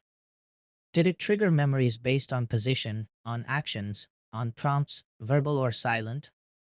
He pondered the matter as he followed Naruto down a well-trodden path that led right up to the walls. Strange. He couldn't discern any entrances. Now what? He asked. Naruto said nothing, instead just waiting patiently before the wall. Shikamaru emulated his friend at first, wondering what he was waiting for. Yet, as time dragged on, Shikamaru couldn't help but remind himself that they were also expected back soon in the real world. Oi, is something supposed to happen? He asked, feeling somewhat impatient. Naruto nodded and turned to look behind him. Shikamaru did the same and almost jumped out of his skin. Standing behind them, staring not at them but at the wall, was a heavily injured Uzumaki shinobi, his right arm bleeding profusely, the flow only stemmed slightly by the tight grip of his left hand. In addition to the already gruesome wound, he sported a nasty gash across his left cheek, and seemed to be panting in exertion. This was likely the surviving partner of the deceased kunoichi. Gotta, the man swallowed. Gotta let the village know. For a moment, Shikamaru thought about helping him, before realizing that this man, like much of everyone else in this simulation, was probably already dead. The specter hadn't been talking to him, he'd been simply mumbling to himself in a desperate reminder why he needed to survive and reach the village he called home. It was unnerving, in a way. To have to stand by and watch someone be injured and not be able to help was an unpleasant feeling, he realized. And he'd now forced Naruto to relive this same experience with him. Mentally, he berated himself for his faux pas as he watched the injured shinobi stumble forward, reaching for the solid wall with an open palm and resting it on the surface. Suddenly, lines of sealing formulas burst out in a spiral around the man's hand, spreading all along the wall until they shifted and coalesced into the image of a doorway. It was nothing short of remarkable. Log preserve us, Shikamaru mumbled as he watched the outline of a doorframe suddenly carve itself into existence. No wonder he hadn't seen any gates. He supposed that shinobi of this village had been all given some form of genetic lock or sealing formula that allowed them, and only them, unfettered access through the village walls. It was brilliant, though he could see some potential weaknesses in such a system. "Come on," Naruto spoke up as the shinobi stumbled inside. Needing no further prompting, Shikamaru followed his friend into the village, curiosity burning. No one in his generation, or even his parents' generation, had ever laid eyes on Yuzushiobikure. As far as he and most other extant shinobi were concerned, the destroyed hidden village was a relic of the forgotten past, something you ever got to experience as part of a history book, not materially. And yet, here he was, the streets of this long-forgotten village splayed out before him. In all honesty, it was somewhat overwhelming. His expectations, based in part on his interactions with the few Uzumaki survivors left, had made him believe that the village would be somewhat lively and eccentric. It was quite the opposite. The structures that surrounded him as he walked down the streets belied an educated and cultured people. Elegant slopes marked most of the roofs of traditional, but well-kept buildings, with the occasional divergence in architectural style demonstrating the presence of innovation as well. Every so often, he would spy a building that looked very much like a ninja academy, which struck him as odd. Konoha only had the one academy, which took in all the raw potential recruits. By his count, just from standing at the end of this road, he saw no less than 5. Granted, they were smaller than the ninja academy back home, but it was still a striking difference. A groan caught his attention, and the shinobi they had followed into the village collapsed on the ground, prompting nearby pedestrians to run to him to help. Shikamaru frowned. He couldn't make out their faces. A flawed memory, perhaps? It would make sense that the jutsu wouldn't show their faces any more than it would allow them to explore the world in the past. All of this was merely a recollection, after all. The sound from their voices was equally garbled, he realized, though from context he could make out that they were asking what had happened. Eventually, however, a pair of shinobi arrived and quickly retrieved him. Naruto, however, made no effort to follow. "We're not going?" he asked his friend. Naruto shook his head. "This way," Naruto told him, and Shikamaru noticed that the road ahead seemed a bit clearer in focus. A new memory? Whatever the case, Naruto seemed confident, and given his prior experience with this, Shikamaru decided to trust him. The blonde started walking down the clearer section of the road, and Shikamaru noticed that the writing on the storefronts and academies, which he confirmed were, in fact, houses of learning, had become clearer. It sort of killed some of the mystique, he had to admit, seeing a fish shop selling fish at what would today be a ridiculously low price, sort of hammered in the fact that this was, in fact, a village of people. Even if they had passed into legend, Yuzushio had once been home to thousands. "Whose memory is this?" he asked as they continued down the road. Naruto shrugged. "I dunno. Never could figure that out." Shikamaru frowned, then looked around him. Everything was too perfectly clear. Amidst the hubbub of the day crowd, he could make out individual faces and even fragments of conversation. Unless the memory donor had perfect memory recall, it didn't seem possible that any one person would be able to remember this much. A building caught his attention to the left, and as he did so, the answer came to him as he observed the sky beyond. No smoke. The pillar of smoke he'd seen outside the village had been massive. Easily the sort of thing you could spy for miles. Why was it invisible now? There was only one logical answer that came to mind: this was a memory set at another time. In essence, he was no longer at the same point in time when the wounded shinobi had stumbled into the village. If so, and given the seamless transition from one memory to the other, then that meant that this collection of crystal-clear pedestrians and buildings was likely an amalgamation of thousands of memories. The titanic magnitude of such a task, piecing together thousands of memory into a single, seamless experience, was mind-boggling. The skill that such a task must have required was equally beyond his comprehension, though it only made him want to seek out the living Uzumaki he did know, if only to better understand where their capacities lie today. Eventually, he and Naruto reached an imposing building designed in the same elegant design as most of the academies in Yuzushio, complete with sweeping, gabled, tiled rooftops colored with what he could only assumed was a jade-colored paint and earth-red support pillars. Honestly, it looked more like a major academy than anything else, but by the presence of armed guards at its massive doorway, he could only assume this was their equivalent to the Hokage's office. I'm guessing we're about to see how Yuzashio is ruled, he asked aloud for his friend's benefit. Naruto nodded in response and grimaced.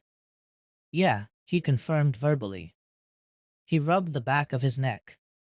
I couldn't really get what they were talking about last time around, though, but maybe you could? He actually sounded sort of hopeful. Shikamaru silently pitied the blonde, as the poor boy apparently hadn't yet realized that being Hokage would entail many, many more meetings like the one they were about to witness, at least several times more than any combat missions. Alright, then. Let's go. With a nod from his friend, the duo then proceeded to enter the building, tension welling up within Shikamaru as he entered what he only knew from the history books and the clan stories as having been one of the most secret of places on the planet. The Uzumaki clan's Hall of Elders. Kiri and Kumo have both begun establishing forward operating bases at their beachheads. The daimyo's forces have routed and withdrawn back to the capital's eastern and western cities. Naruto winced as he relived this moment once more. Once again, he was standing at the edge of large, circular room, sparsely decorated mostly with hanging scrolls with a bunch of complicated writing on them. Sitting in a circle near the center of the room, with empty seats ringing depressed, central circle like a circular theater of sorts. Sitting on their own personal dais, 9 elderly people. The elders sat around a kneeling Uzumaki clansman, his old-school armor a bit tattered and worse for wear. Last time, he had tried talking to the elders, trying to cause some sort of reaction, before remembering once again that all this was literally in the past. He could change it no more than he could force the sun to set in the east and rise in the west. This time, though, he had Shikamaru with him, and though it personally hurt him to have to see this all again, he was glad for the company. He watched as the messenger was subsequently dismissed, leaving the elders to debate among themselves. Damn, one of the elders, a tall, gaunt man with long, white beard, reacted to the news being delivered by the guy Naruto had chosen last time to call messenger number 1.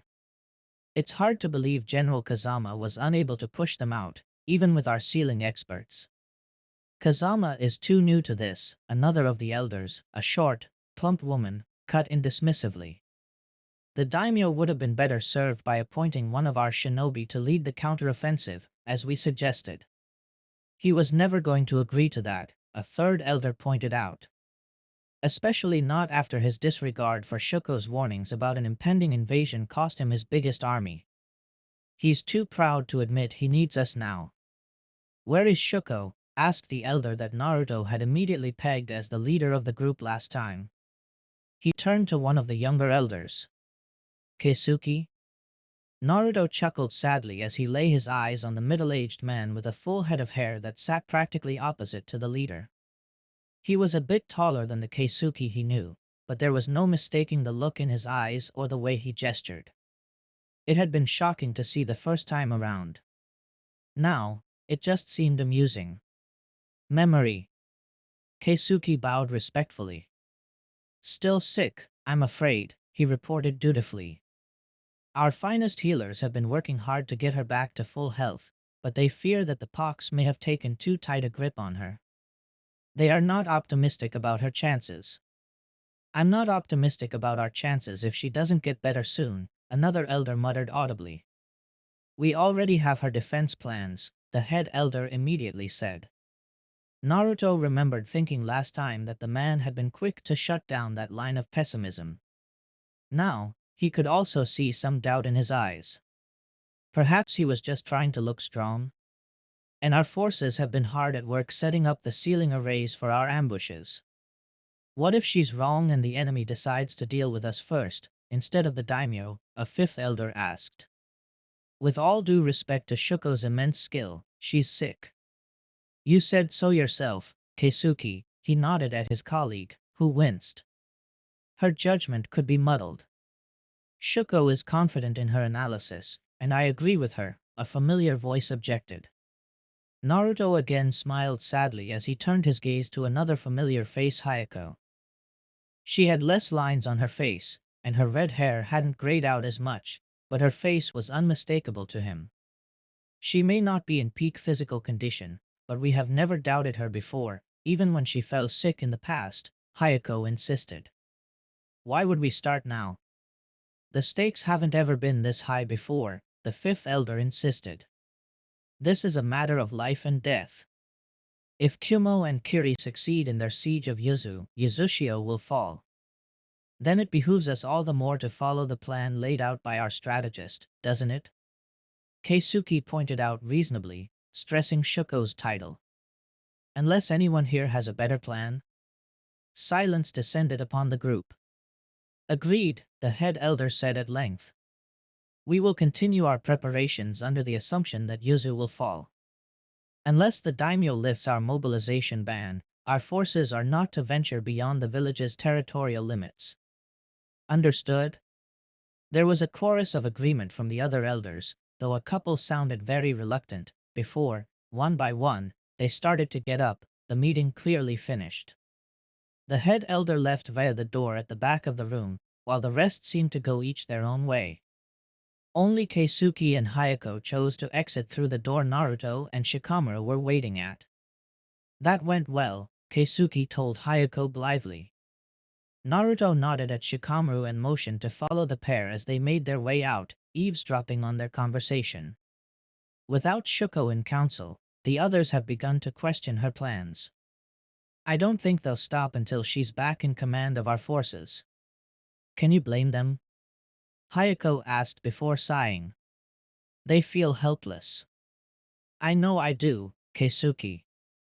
The daimyo's ban has left us all steaming here with nothing to do except prepare for and expect the worst. Keisuke stopped to stare up at the ceiling of the hallway they were in. Last time, Naruto had followed his gaze and noticed the fine, epic paintings that decorated the ceiling. He hadn't known what they were about then, but maybe Shikamaru did. He'd ask later. It's just this feels like the beginning of another world war, he said. Hayako was silent as she nodded. Then, the scene shifted. Whoa! Shikamaru yelped. What just happened? Naruto smiled at his friend. He'd been similarly taken off guard last time, too. Memory change. Indeed, the finely decorated hallway had bled and swirled until it coalesced into what looked like a bedroom. Shuko's bedroom. Like last time, his gaze fell upon the tired-looking, middle-aged lady that was resting in her cot, half a dozen Uzumaki clansmen surrounding her, most of them healers or assistants. They seemed to be debating among themselves for the most part, but Shuko's attention was not on them, but on the two Uzumaki shinobi who were kneeling apart from the group. How? Shuko's voice broke into coughing fits, her chest heaving deeply. How did it go? She asked weakly. A cough to his side caused Naruto to break his gaze from the scene and look at Shikamaru, who motioned at the two kneeling Uzumaki inquisitively.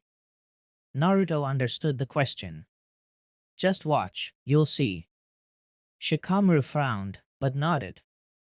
Naruto turned back to the scene, knowing he hadn't really missed anything because the two shinobi had taken their time to answer. It wasn't good news. The daimyo rejected your plan, Shuko-sama, one of the pair reported, bowing low. Next to him, Shikamaru stiffened.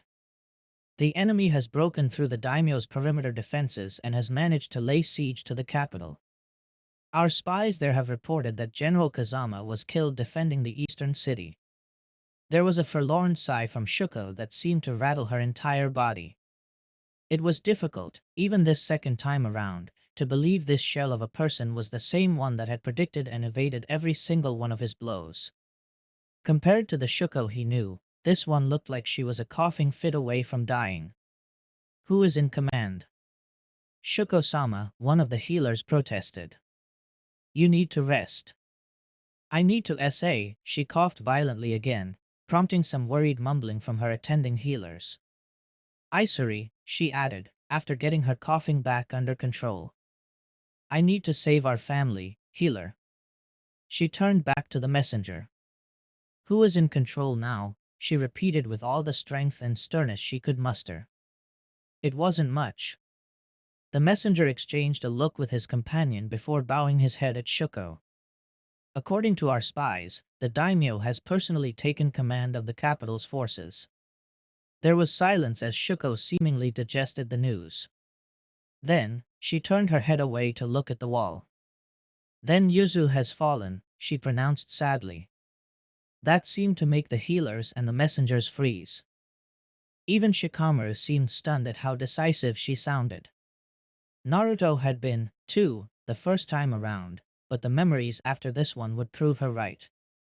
She turned back to look at the messengers, her gaze ice cold. Are there, she paused to swallow. Are there still Yuzu forces outside the capital? The second messenger nodded this time. Commander Ono's force in the western city remains under siege, but is so far managing to hold the enemy at bay. Like last time, Naruto froze at the name. Oh no. The very sound of it brought unbidden memories back that he would have rather had stayed buried. He took it better than last time, though. This time, he had enough presence of mind to listen to what was being said. Good, Shuko said simply. She weakly pointed at a bookcase on the other side of the room.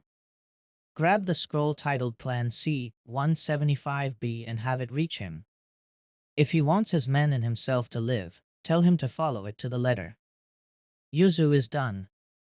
This is all we can do for them now. Yes, Shuko-sama. Naruto ignored the messenger who left to do as she asked, instead focusing on the first messenger, who remained kneeling. Shuko eyed the man for a moment before dismissing the healers, despite their protests. Once they left, she tiredly pulled herself into a sitting position before once again looking down at the kneeling messenger. Oh, do get up, Daisuke. You'll grow roots if you keep kneeling like that for much longer. The messenger chuckled before slowly complying, his soft smile belying his body tension. Sorry, mother. Again, Shikamaru stiffened beside him, and he heard the Nara mutter, Mother? Naruto laughed softly. I thought the same thing the first time around, he admitted. Well, to be fair, his reaction had been much more exuberant than Shikamaru's. Anything else you wanted to say? Shuko was asking when he turned back. Daisuke nodded. Why are we still following that daimyo's orders, mother? The young man demanded. His idiocy has allowed our enemies to seize control of much of the country. Shuko smiled at him tolerantly. Because we have no choice. There is always a choice. Daisuke exclaimed. You've said so countless times. I misspoke, Shuko conceded. I meant to say we have no choice that would not lead our clan to be wiped out. At her son's disbelieving face, one that Naruto suspected he had worn as well last time, Shuko sighed. My dear boy, why do you think Kiri and Kumo are attacking Yuzu? Do you really think it's about trade, like they said? Of course not. That's stupid, even for them. Correct, Shuko agreed. Yuzu's balance of trade with either Mizu or Tsuchi is far smaller than many other countries, including Umi or Shimo. Most of our trade comes from Hai, as it has been for generations. There is nothing we could have done in matters of trade to have provoked two longtime rivals to join forces and attack us. So why are they here? Naruto looked over at Shikamaru, who was nodding along. Daisuke, for his part, seemed even more tense, if that was possible. Because of us, he concluded. Shuko nodded. Yes. It is no secret that our seals are, she coughed again. Sorry. Are the source of much envy and fear around the world. We have no Kage, yet our power is such that Konoha's Senju clan treats us with the same amount of respect the other Kages are due. Many of our shinobi have flee on-site orders. We are an imbalanced and overpowered chess piece on the global board of politics, and they cannot tolerate that. Daisuke's expression of anger mirrored Naruto's.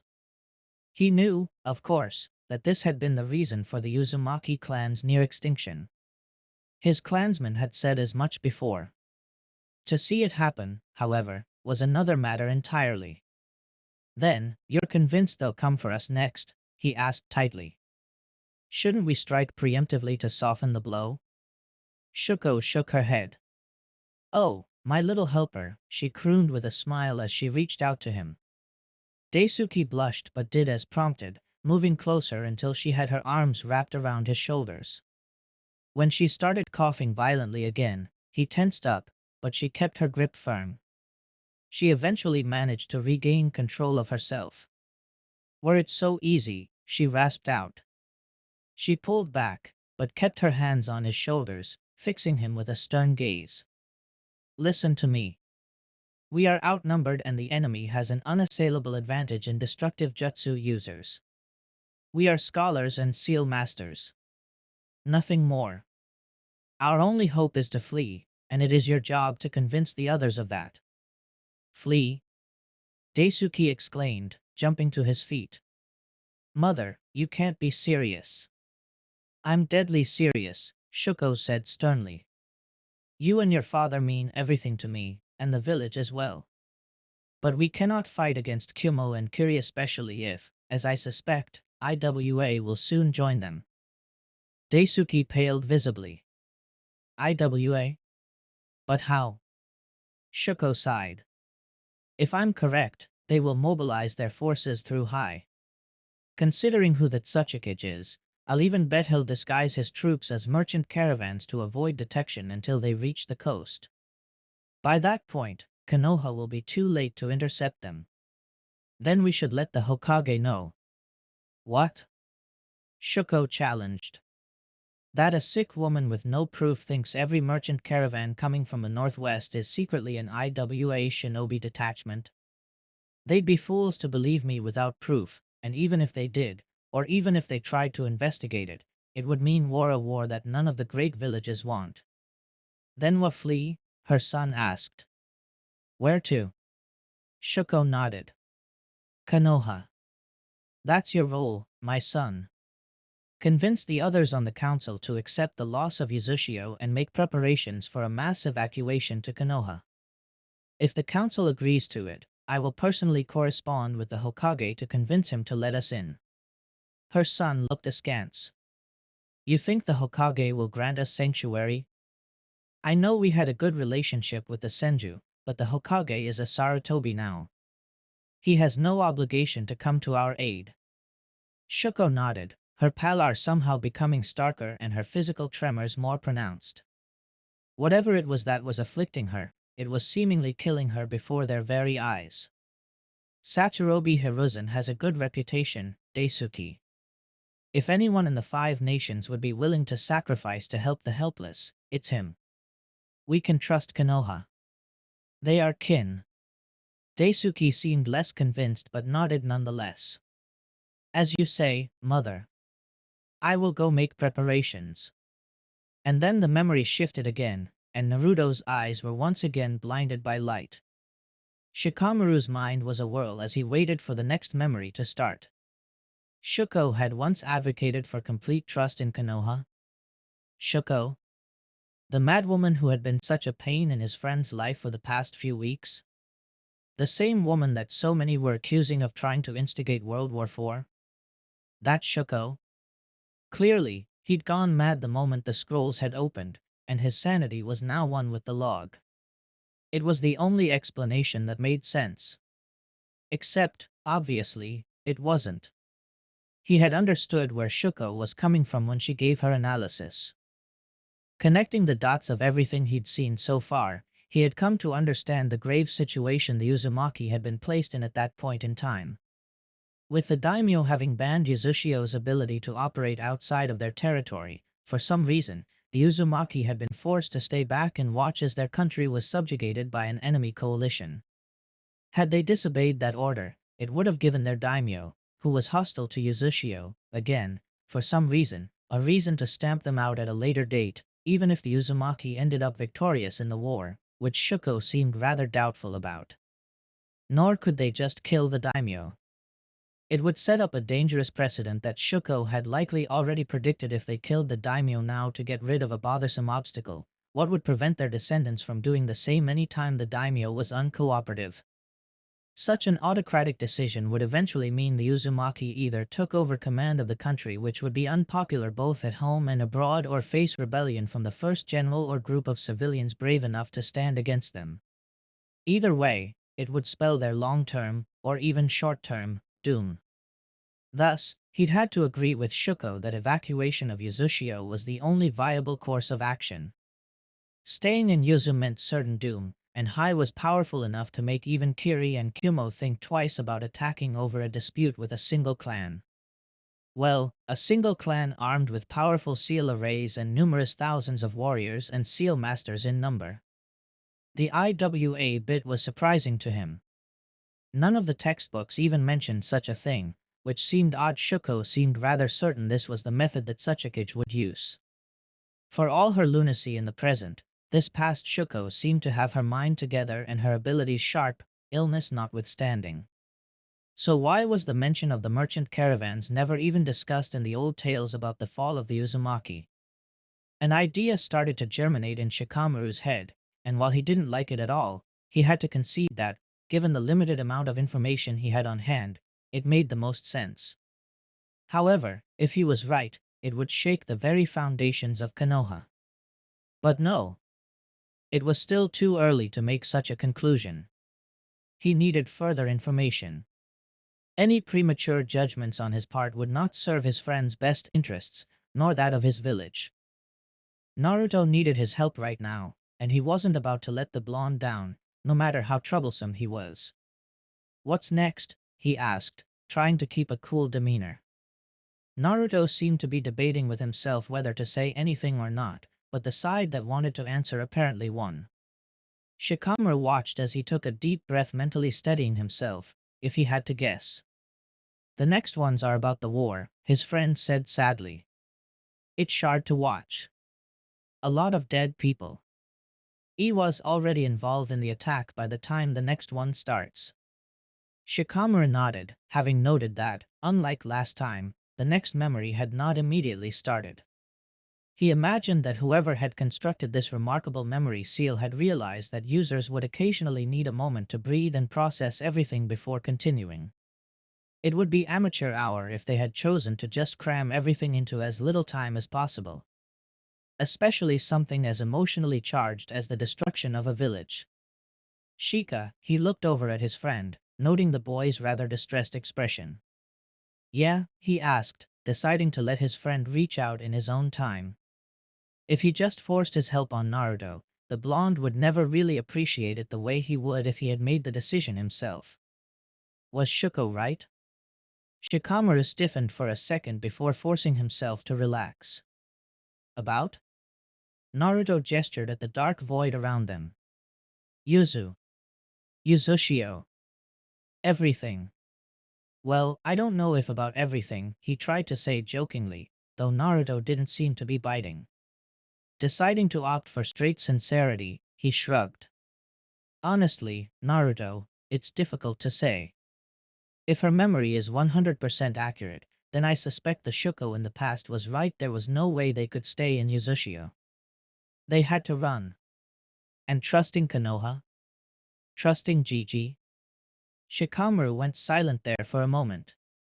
He had to be very careful here. An immediate confirmation would sound like rank patriotism. A denial would set Naruto off and wouldn't really be a reflection of his own thoughts nor of his theory about what happened. "I need more information before I can answer that," he answered honestly. "But I believe in the old man. I believe in Konoha. We would have helped. I trust in that." Naruto seemed pensive for a moment before slowly nodding. "Yeah. I guess. Gigi's always come through before. No way he left the Uzumaki to die." That would have, however, assumed that Shuko had managed to make contact with the Hokage. Shikamaru was well aware that it was entirely possible that she had failed in that endeavor. And that, he felt, was the whole problem with this scenario. While it was probably designed in such a way that it would automatically work on the more emotionally impulsive like Naruto, there was a significant dearth of information so far to be able to convince someone like him of Shuko's right to hold a grudge. He rather hoped the next few memories would give him more clarity, Or else he would have to somehow find a way to convince Naruto that he should not, at all, trust what he was seeing now for the second time. Could he do it? Probably, yeah. Could he do it without somehow breaking the Uzumaki? That would be a bit tougher. Some of the memories, like the one of Keisuke and Hayako, could only have come from them. That lent the memory recall jutsu some credence. But there were enough disparate sources to throw the whole thing into question. Naruto, how convinced were you by this point? He asked, hoping his friend wouldn't take his question the wrong way. Naruto shrugged. A bit, he admitted. When I saw Keisuke Jiji and Hayako Oba-san, it kinda hammered it home that this had all happened. Shikamaru nodded. Good. That meant that Naruto was getting a bit more skeptical and not just taking things at face value anymore. Then the convincing stuff comes afterward, he asked. Naruto nodded. Yeah. Towards the end. It's not good, Shika. He didn't doubt that. Shuko wouldn't have risked this sort of ploy without making damn sure it would achieve its desired outcome. It's what he would have done and, though it had never bothered him before, it now troubled him somewhat that he and Shuko had a lot in common in the way they thought and planned. A scary thought. Another flash momentarily blinded Shikamaru. When his eyes readjusted to the light, he noticed that, this time around, Yuzushio had somehow become meteorier. I'm guessing the war isn't going well, he observed dryly as he watched a group of Yuzushio shinobi run past, arms laden with supplies. That's an understatement, Naruto agreed. First time around, it took me a moment to realize how bad, though. That wasn't encouraging to hear. That meant that, as bad as things looked right now, he was about to bear witness to a whole other level of depressing. Where to? He asked. Naruto motioned for him to follow, which he complied with. The duo walked down the streets of Yuzushio, Shikamaru taking in all the minute changes from the other memory fragment. The buildings were much less well maintained. More and more shops seemed to be closed. No one he could spot was wearing anything other than military gear, either contemporaneously modern or really, really old-fashioned. Like, Shodame old. That's when he noticed something else. They've conscripted everyone, he muttered to himself. Naruto nodded sadly. You noticed, huh? Shikamaru blinked, not having realized that he'd spoken aloud. Yeah, he said as he rallied. You're right.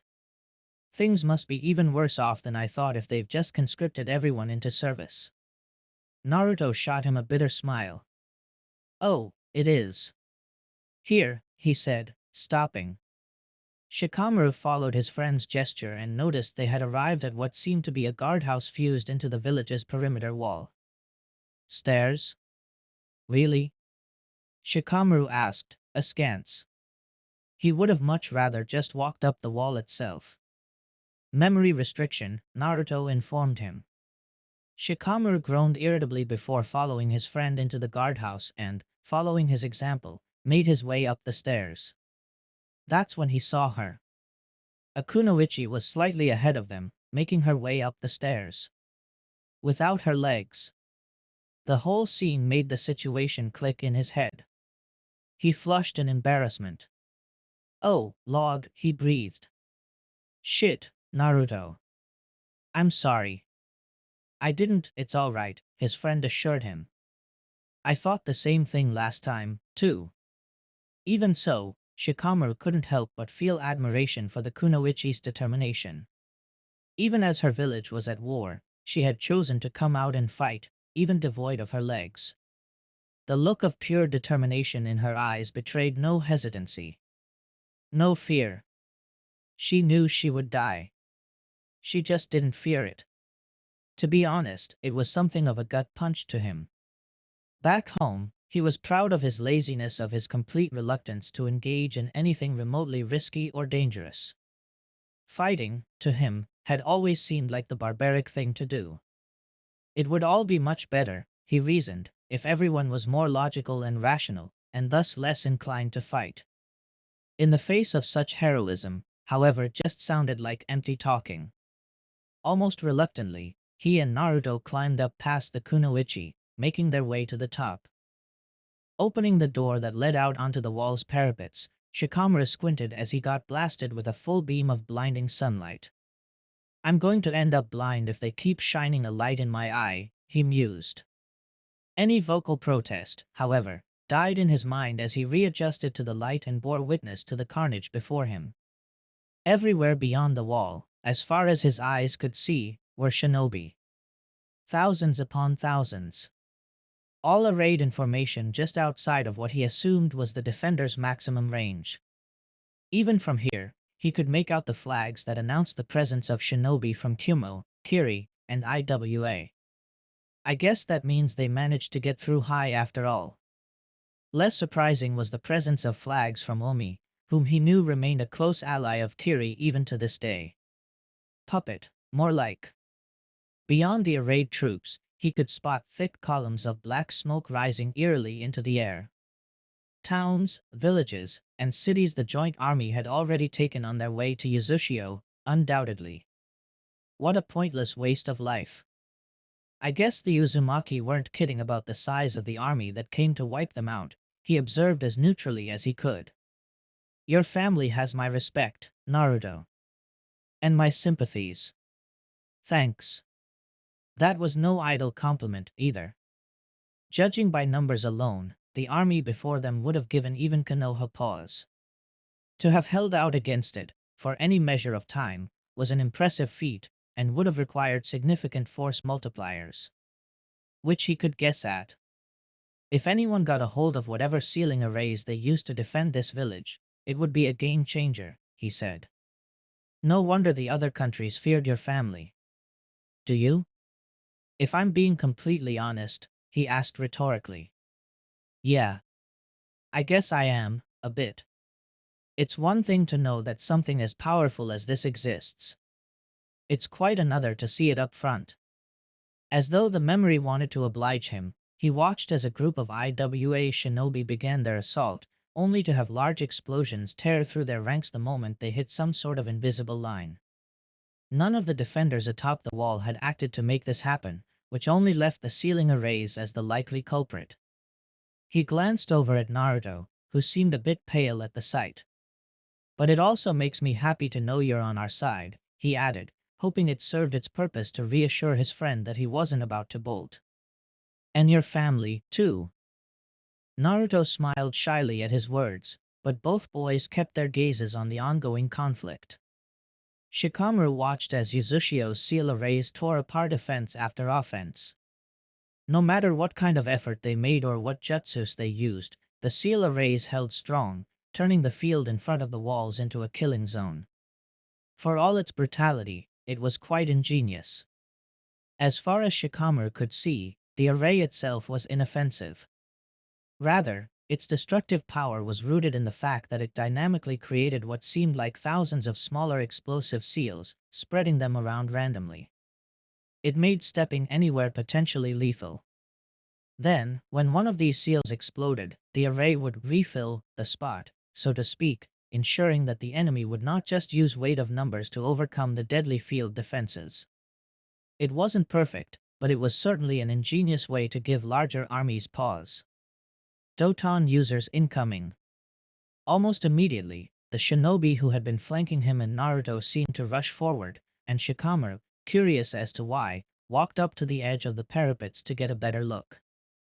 As the lone crier had warned, he could see hundreds of shinobi walking forward from the IWA ranks, though remaining just outside of the array. From this distance, it was impossible to see what seals they were using, or whether they spoke at all, but the next thing he knew, there were immense pillars of earth sprouting from the ground underneath them. As he suspected, the IWA shinobi had realized the fatal flaw of the Uzumaki array: it could do nothing against aerial opponents. In short order, the pillars suddenly curved towards Uzushio's walls, and the shinobi around him made ready to fight, drawing weapons or running their hands through complex seals. It was for naught. By his calculations, the thickness and number of pillars coming at the walls were too much for the defenders to get rid of all of them before the enemy forces managed to get troops onto the walls. Though, from what he observed, Close quarters combat might actually work in the Uzushio defender's favor. Enemy incoming. Hold your ranks. To Shikamaru, everything seemed to slow down into slow motion as the first pillar raced at his position. He knew he was safe, so he simply stood in place as it crashed into the wall structure, scattering some of the defenders. There was a war cry, then, and the IWA shinobi responsible for the ramp jumped into the rank of a waiting Uzumaki clansman, though he was quickly cut down by one of the defenders. In short order, they worked hard at collapsing the pillar, but just as Shikamaru turned to look further down the wall, where a cheering group of defenders had managed to get the pillar and the allied troops clambering atop of it onto the awaiting seal array below, the first IWA troops breached his location. Then, the scene shifted, and he was no longer atop the wall. Let me guess. We've moved forward in time again. Naruto nodded as he took in the familiar sights. After the scene shift, which he'd been expecting, they'd been taken to the Uzushio Council's deliberations room again. Unlike the last time, however, the council rooms had a far more worn-out look this time around. He could see the scars of combat dotting the walls, and there was even a hole in the ceiling letting in some sunlight. How far ahead? Dunno, he answered honestly. Truth be told, the memory Fuinjutsu had never been that great at establishing the passage of time. All he really knew was that, from the looks of it, the Uzushio defenders had, little by little, been pushed to the brink, only to rally at the last minute and holding at the walls again. He could only guess at how long they had been able to hold out like that. He then caught sight of people at the entrance and nudged his friend. Here they come, he said. As Shikamaru took in the new scene, Naruto went over the familiar faces. Keisuke. Hayako. The old man clan head. The other old guys. There were fewer now than last time. Casualties of war, he'd decided last time. Even Hayako and Keisuke seemed worse for wear. Damn. They've seen better days, Shikamaru observed, unknowingly echoing his thoughts.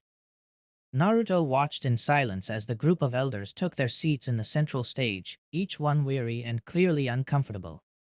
He pitied them, but unlike last time, he was in sufficient self-control not to be haunted every waking moment by the desire to help them out. This time, with Shikamaru at his side, he understood things clearly. This was all in the past. We begin our session, by the sage's grace, the clan head spoke up then, his voice clear, but tired. By the sage's grace, the others replied dutifully. As they settled into their seats, the old man turned to his left.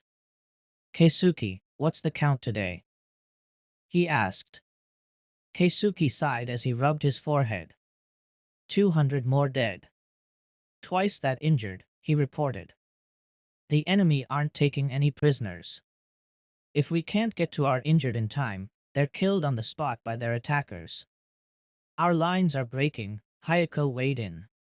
Sooner or later, we'll be overrun unless we can find a way to efficiently break the siege pillars. We don't have the ninjutsu users to do that, complained a third elder. It's like Shuko warned us, added a fourth. We were too focused on Fuinjutsu and Taijutsu, and now we're paying for it. What's her status? Asked the clan head. She's still critically sick, supplied a fifth elder. The healers say it's a damn miracle she hasn't died yet, but they're still not convinced she'll pull through. They say the disease has spread into her lungs. There was uneasy muttering at that. We could use her strategies right about now, muttered one of the elders. She gave us everything we needed right up until the day she couldn't talk anymore. Keisuke snapped at the offending colleague. Maybe if we hadn't dithered so much on preparations, or actually followed her suggestion and begun a series of strikes when she recommended it, we wouldn't be in this position.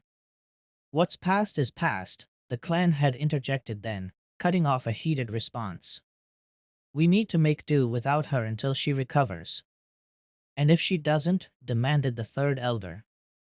Then we make do without, the clan head answered calmly. The Uzumaki clan has existed since before the Senju broke from our ranks to fight the Uchiha. We must not allow our bloodline to end here. Naruto heard Shikamaru's sharp intake of air at the clan head's statement and shrugged at him. Of course he knew the importance of what had just been said. It just didn't matter right now. Maybe they would talk it over later, but right now, he had more pressing concerns. What about Konoha? Asked the fourth elder. Shuko was supposed to have called them for aid, no? She has, confirmed Keisuke. But her son is handling the correspondence, and he's currently serving at the South Wall. At least he's far from the worst fighting, Hayako said wistfully. Her husband serves on the Eastern Wall, right? Aye. Seijiro's managed to keep the enemy at bay better than the others.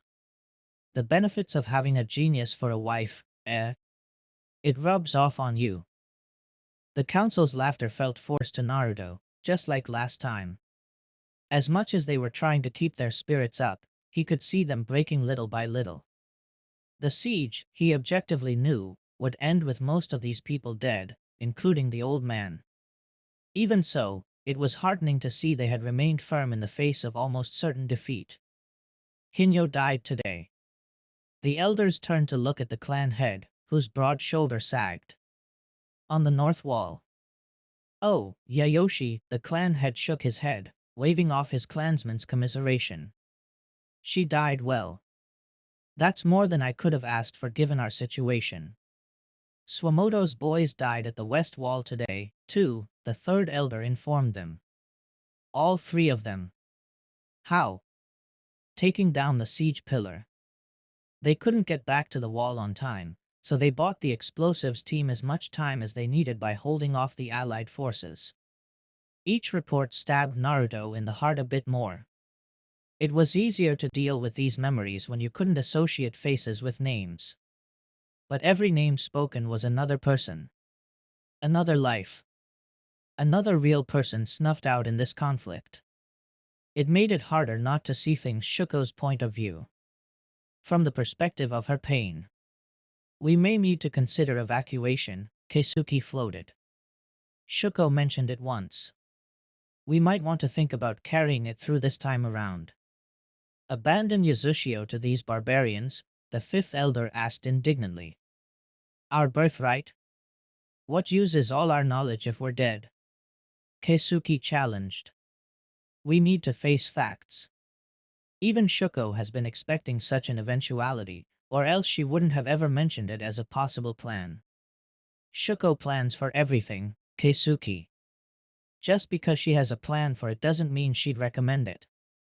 Unfortunately, we can't ask her for her opinion, Hayako pointed out. Sick as she is, I doubt anyone here would consider her opinion at this point in time reliable. There was a murmur of agreement through the group. Still, I would suggest that we don't discard the option outright, the clan head said, garnering the council's attention. Even if we intend to win, preparations should be made in case we cannot hold out and need to evacuate what remains of our clan. All physically able clansmen have been drafted. Who would we assign for such a task? We can afford to pull off some men from the southern wall, Keisuke proposed. The enemy flank is weakest there, and they haven't made any movements to suggest they intend to attack soon. We won't need much. A dozen shinobi ought to do. It'll cause a morale problem if the others find out, the fourth elder protested. We might just be making preparations, but as far as our clansmen are concerned, if we're preparing for evacuation, it'll look like we're not confident we'll win. He has a point, Hayako conceded reluctantly, glancing over at Keisuke, who frowned and nodded. We can gather as much as we can from the academies and bring them here for storage, the clan head said. Under the pretense of removing them from indefensible locations. Should the wall fall, our fallback strategy would require us to abandon a great many academies and research institutes. It will come across as a sensible precaution. Again, there were murmurs of soft debates between council members before they all began to nod. Agreed, Keisuke vocalized his support. Hayako soon followed suit. Then it is settled, the clan head ruled. Yoshihide, as soon as our session is over, you are to assign a dozen shinobi from the south wall to this task. Make sure to impress upon them the narrative we have decided upon here. Understood. I will not fail. The clan head nodded again before looking at each of the elders in turn. My friends, we are on the precipice. But we are Uzumaki. By the sage's guiding light, we will hold. Almost instinctively, Naruto felt his fist bump into his chest in a copy of the salute the elders performed for the clan head. By the sage's guiding light. The scene shifted again, and they were back on the wall. Shikamaru found he wasn't that fond of these transitions. They barely gave him any time to think before another overload of information assaulted him. What he had learned, however, were earth-shattering revelations that practically rewrote history. To think that the Uzumaki had been the progenitor clan of the Senju. He wondered if his parents knew about that. Or anyone else, for that matter.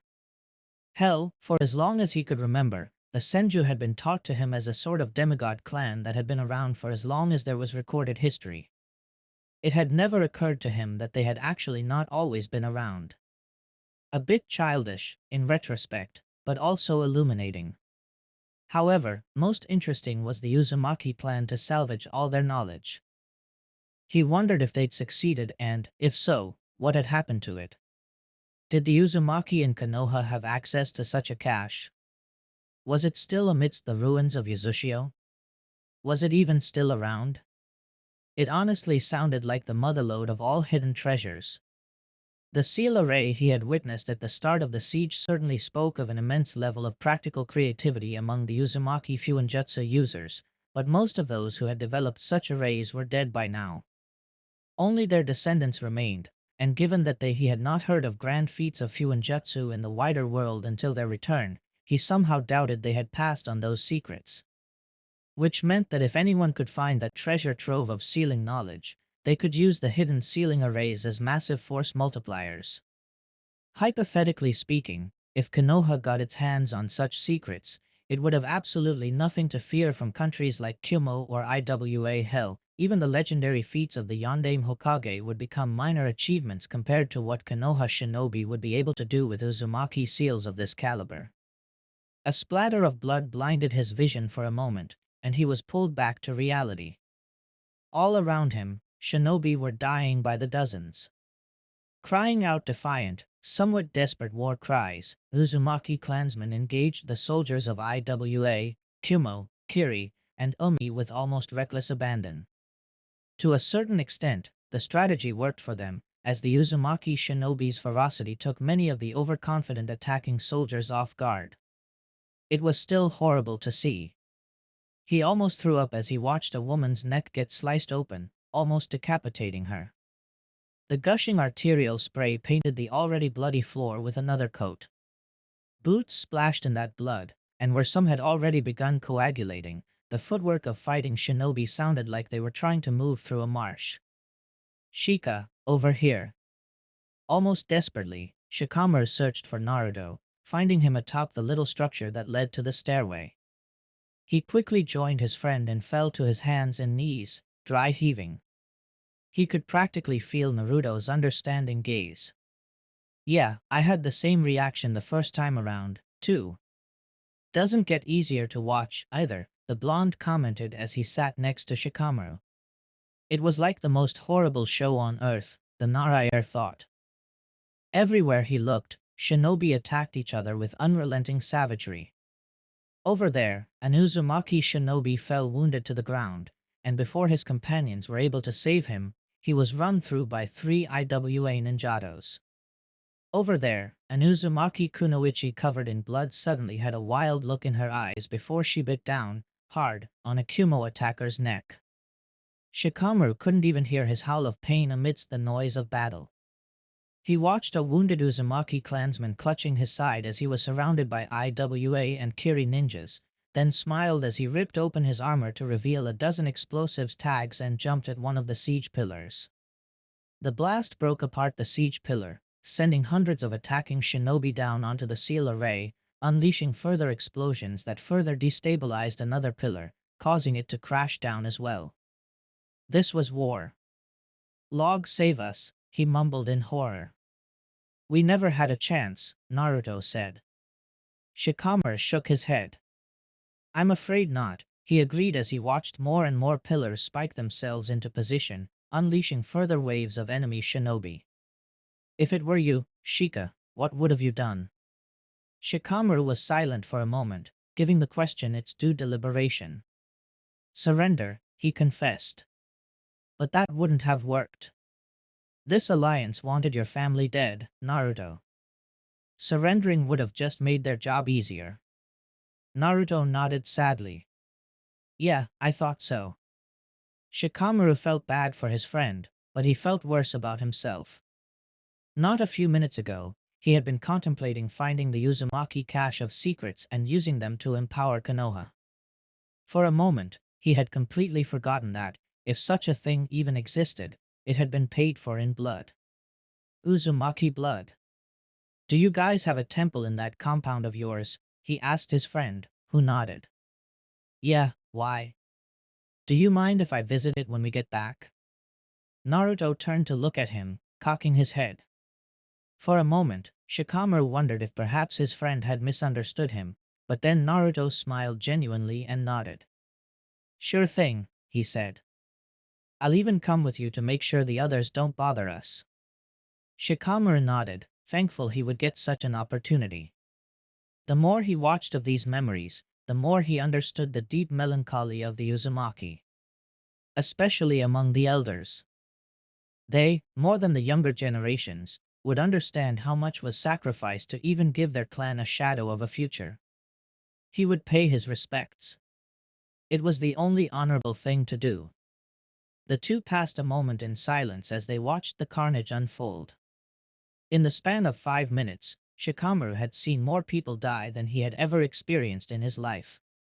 Even during his C-rank mission, the most they had been forced to deal with were petty thugs.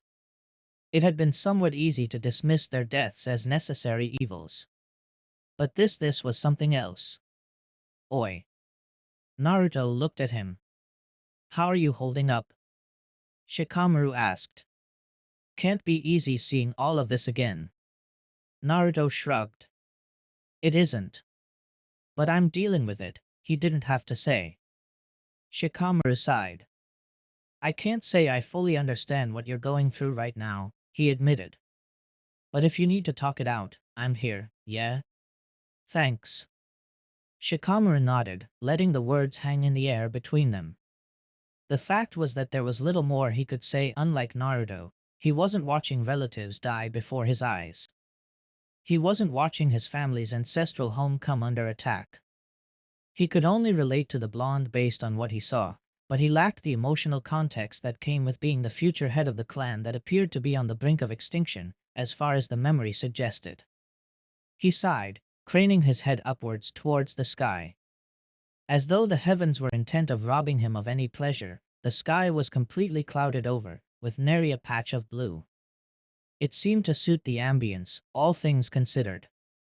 Somewhat depressed by all the killing happening around him, Shikamaru decided to instead focus on the one thing he could control: the narrative. Shuko's jutsu was, after all, responsible for what they were watching. The goal of these scenes was unmistakable. She wanted to show Naruto the horrors she and the clan had gone through in order to erode his innocence and any resistance he might have towards putting the clan before the village. This particular series of fragments had done their job well, in that regard. Thus far, all he had seen proved that the Uzumaki were dedicated, brave warriors who fought tooth and nail in some cases, quite literally to defend their homes against an unreasonably large alliance of paranoid shinobi. The self-sacrifice he had seen in the actions of many Uzushio defenders had even convinced him of their heroism. The previous memory fragments also worked into this narrative of hers. Revealing that she had been the principal promoter of seeking Konoha's aid made her the apparent hero of this story. After all, if Shuko had called for Konoha's aid, and it turned out Konoha had betrayed the Uzumaki, then her vengeance would be justified. If he had to qualify the statement even to himself, just to remind him that for all they had seen thus far, he had yet to see any proof that Konoha had in any way acted immorally towards their Uzumaki allies. Insofar as the memory's contents were concerned, Konoha had yet to do anything that would suggest the gross treason Shuko accused them of, and he was determined to hold on to that sliver of uncertainty. As long as he could prove that Shuko was wrong on that count, then Naruto could be persuaded to step back from the brink of his rage. He just hoped that whatever came next wouldn't mess that up for him. Naruto felt his stomach drop as they were once again returned to Shuko's room. The glaring difference between the brouhaha of the battlefield atop the walls and the relative peace and quiet of the sick elder's room made for a disorienting contrast. I can't believe it. Mom. Naruto sighed and turned to watch Daisuke and an older man who looked like him charge at the bed, where a weary, but healthier-looking Shuko was sitting up. Her miraculous recovery, as Keisuke and Hayako had called it. Shikamaru seemed unsurprised by the revelation though, in retrospect, that made sense. After all, Shuko was alive today, which meant she had obviously survived her illness. How is this possible? The older man asked as he drew back from the family hug the three had enjoyed. I don't know, Shuko conceded. The doctor said that the odds of my fever breaking were 1,000,000 to 1. And your lungs? He pressed. No coughing, she answered with a brilliant smile. Can't even feel the phlegm. That's great news. Daisuke cheered, hugging his mother tighter in a way that made Naruto's chest pang. Shuko laughed a delightfully melodic sound he would have never believed her capable of. Enough, Daisuke. Let go, she chided her son playfully. The family of three enjoyed a laugh together as the two males stood by her bed, but then Shuko's face turned serious. I've only heard rumors while I was spacing in and out from the fever, she said, but how is the siege going? Her son and husband exchanged a look Naruto easily recognized. It was the look of people who knew something but didn't want to say anything. Shuko, are you sure you shouldn't be resting? I've rested enough, Shuko cut in flatly. Our family is in danger. Tell me what's going on. Again, the two males exchanged a look before the elder one sighed in defeat. It's not going well, he admitted. The northern, eastern, and western walls are all under daily attack. We've lost thousands already defending them, but we've caused more than twice as many casualties among the enemy. Anyone who can hold a sword, a spear, a dagger, or a brush has been conscripted into service, but it's not enough.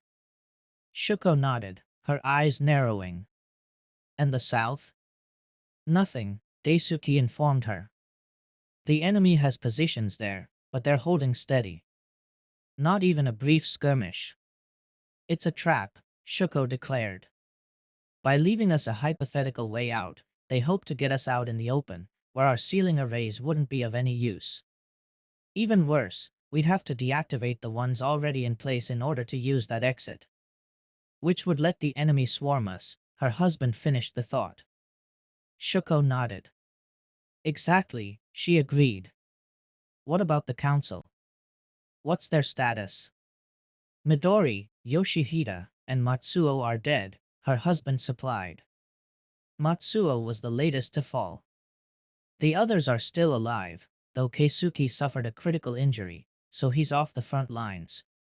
Yayoshi? She asked. Leading the defense on the northern wall, Daisuke answered, his tone belying his admiration for the man. He's killed more than anyone else there. Refuses to retreat or give an inch to the enemy. He's looking to die, the husband corrected. Hinyo died a week ago. He hasn't been the same since. Sage's light, Shuko breathed, raising a hand to her mouth. She was the apple of his eye, poor Yayoshi. That's why Norimian got pulled off the front lines, too, her husband added. With his niece dead, the succession goes to him. Shuko nodded. At least Kushina isn't here, she conceded. Naruto felt a stab in his chest at his mother's name. Norimian must be thanking his lucky stars that he sent his daughter away to Konoha, she laughed bitterly then. To think, he was the one who'd been angriest that she'd been chosen. Time makes fools of us all, her husband said calmly. Indeed, she agreed before straightening up and looking at her son. Daisuke. The doctors told me before they left that you had taken over my correspondence. He nodded, pulling a stack of letters from his GI. Yes. As you predicted, Konoha appears willing to help us out. The Sandaime says they were taken by surprise by the lightning attack on Yuzu. They thought we were all dead by now. Never underestimate an Uzumaki, Shuko said glibly as she gratefully took the stack of letters. Quickly, she retrieved the latest one and unfurled it.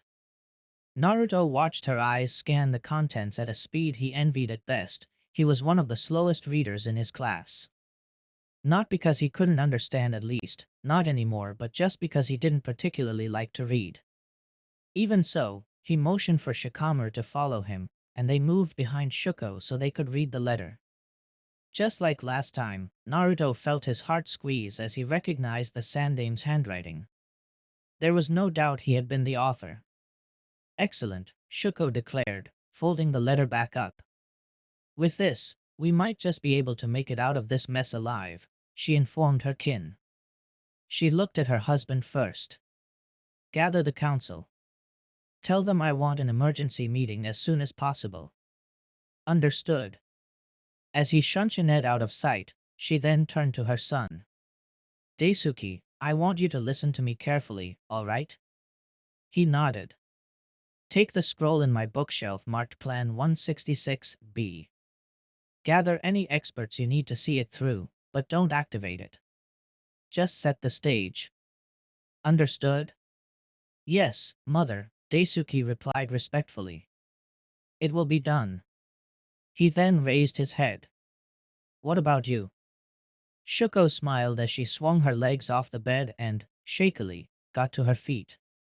Even with her robes on, Naruto could tell she was emaciated. The disease had taken a lot out of her.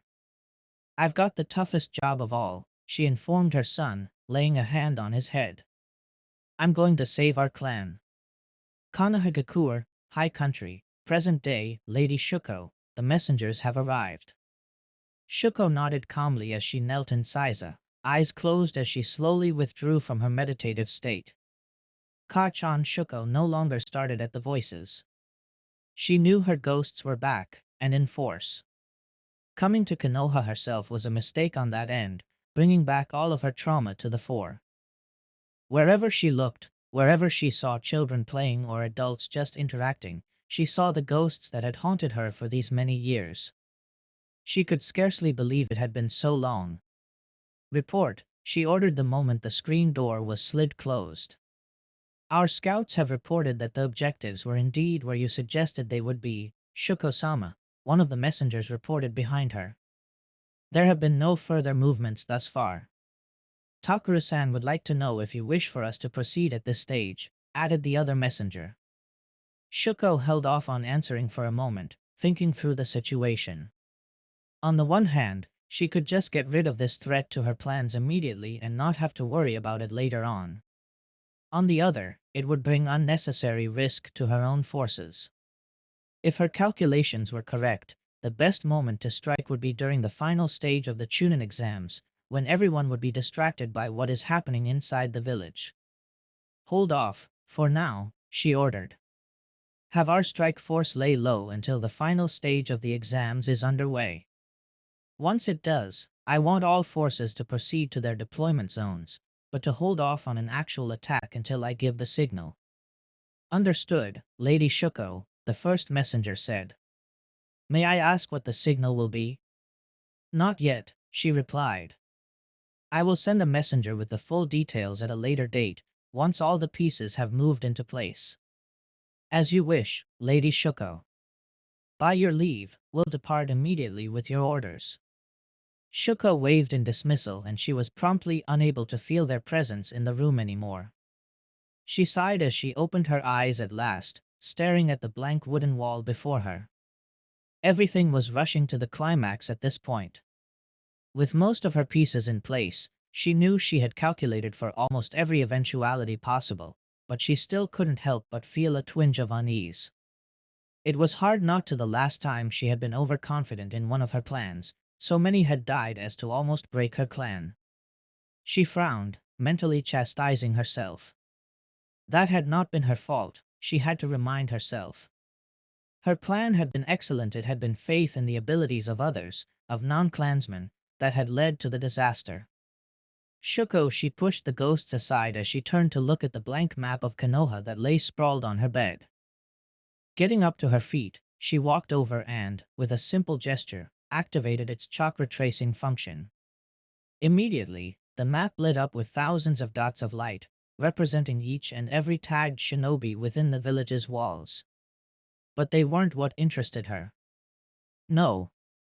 What interested her were the two isolated dots near one of the training grounds, where she had left Naruto. Sadly, she was unable to tell who it was that was accompanying her clansman, but if her clansman's observations thus far held true, then it was probably one of his former classmates. Perhaps the Inuzuka heir, or the Hyuga heiress, or possibly the Nara heir. She mused at the possibility. Both the Inuzuka and Hyuga would be better for her plans if she wanted Naruto emotionally vulnerable to her influence. However, the presence of the Nara heir could make things far more interesting. And Shuko liked interesting things. Tashiko. The screen door slid open almost immediately. Here, Shuko-sama. Shuko turned to look at her favorite clanswoman. It was uncanny how much like her grandmother she looked. I need you to send a scout to this location, she pointed at the map. Tashiko walked over to get a better look. Understood, Shuko-sama. Is this purely reconnaissance, or? Recon for now, Shuko answered. I just need my curiosity sated. As you wish, Shuko-sama. As Tashiko departed, Shuko returned her gaze to the map, the plan still on her mind. Every few seconds, she turned it about, twisting and prodding at it mentally in an effort to determine whether she had left out any possible gaps. What if this happened? What if that? If this person went there, how would that change the dynamics of the plan? What if they didn't show up at all? 1,000 upon 1,000 calculations ran through her mind in the inordinately complex process of creating what she hoped was a foolproof plan. In her mind's eye, she laid out contingency upon contingency, hoping to deal with every possible problem, every possible conflict, anywhere, at any time. And this time, there were no allies, save for her family, only enemies and potential enemies. No more trust. Never again. She had learned that lesson the hard way. Yuzushiogakyur, Yuzu country. 14 years ago, Shikamaru blinked rapidly to get the spots out of his sight as the memory fragment shifted again. Shuko-sama. The enemy ramps on the east side have collapsed, just as you planned. As his vision returned, Shikamaru began to discern his new whereabouts. From the looks of it, Shuko had set up a command center of some kind atop the village's council building, a place where she could observe all four flanks from a somewhat equidistant location. Clever. As for the Uzumaki strategist herself, she was standing before a table which, upon closer inspection, appeared to have a map that was glowing. Frowning, he walked up to her side. No, not glowing. To his amazement, thousands of dots were glowing on the map's surface, and judging from their movement on the map, and the way Shuko kept glancing at each of the village's flanks, he deduced that it represented the active participants in the battle.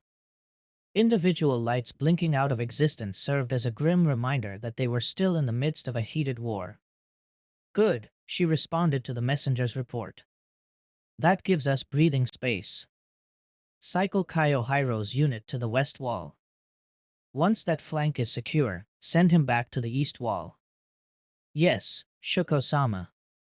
Shikamaru had to give it to the woman. She was remarkably cool and collected as she handled the pressure of leading her clan in a losing fight. Even judging by the map, Shikamaru realized that the fight was lost. The concentration of enemy forces outside the walls was simply too large, and the casualties suffered by the Uzumaki for every attack they repelled were too many. It was simply a matter of attrition. Just a little longer, he heard her mutter as she slid her fingers on the map here and there. Shikamaru took a moment to recognize what she was doing. She was playing out the battle in her mind. Like a shogi player. Shikamaru was familiar with the type. Most of them lived in his clan. His own father was renowned for doing the same, and though Shikamaru was able to do the same with shogi, he had not yet climbed up to his father's level. Upon closer observation of her movements, Shikamaru judged that this past Shuko was not yet at his father's level, though that was not really a reflection of her present capabilities. She'd had over 2 decades to improve her already formidable skills, after all. "Runner," she barked. Immediately, one of the nearby shinobis who'd been waiting on her knelt behind her. "Here, Shuko-sama. Tell Matsuyo to pull back her lines from her left flank. Give the enemy an opening," she ordered.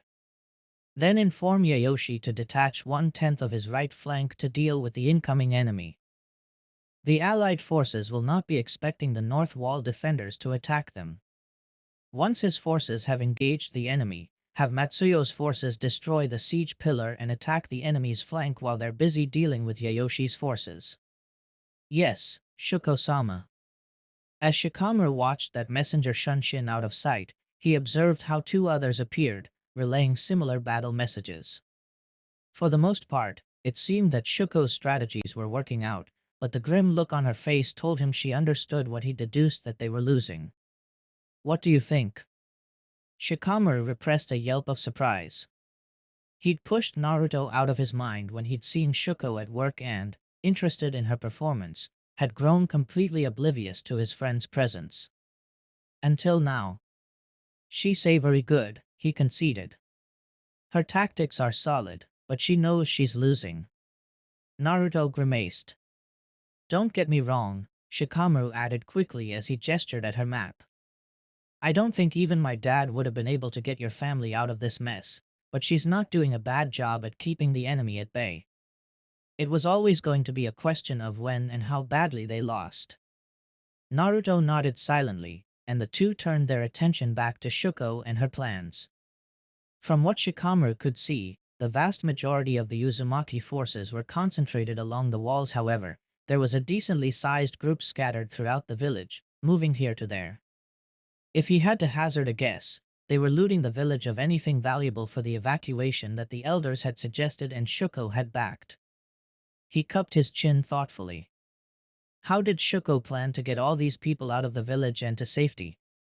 Between the enormous amounts of supplies they would need, the number of refugees, and their dwindling number of soldiers, he couldn't really see how such a mass evacuation was possible without immediately being attacked by the enemy's combined forces. Sure, the supplies could be placed within storage seals, but considering the evacuation of the Uzumaki would involve thousands, he didn't know if there would be sufficient storage scrolls to handle that sort of capacity, especially if you considered that, according to his father, one ought to always plan for up to 3 times as much food as your men actually needed for long marches, and that number double for civilians, whose needs could vary wildly and whose ability to march longer distances under harsh conditions was significantly lower than that of a soldier. Then there were the enormous amounts of enemy soldiers lurking outside the village walls. Even if only a fraction of the extant Uzumaki were to attempt to flee, they would be noticed at some point by the enemy, especially considering the village was smack in the middle of Yuzu, straddling 3 rivers. Which brought about another problem: geography. How was it that Shuko had managed to smuggle any refugees off Yuzu? With its central location, it was nowhere near the shore of the island, and they had no ships to transport any non-shinobi refugees across the channel. And that was assuming they didn't get chased over water by the Alliance shinobis or the ships they likely used to bring the rest of Yuzu to heal. He had to admit knowing that she had achieved such a feat made him all the more eager to know how she had pulled off such a logistical miracle. Another messenger popped up then, and Shikamaru would have ignored him if it weren't for the fact that Shuko herself turned to meet him unlike the others. "Is everything prepared?" she asked quickly. Shikamaru perked up at that. Would he finally get to see what her plan involved? The messenger nodded. "Yes, Shuko-sama. All supplies have been gathered and the academies looted and brought to the council hall. The seal masters say they are nearly finished setting up the array." Shuko nodded. "And the welcome mat?" The messenger smirked.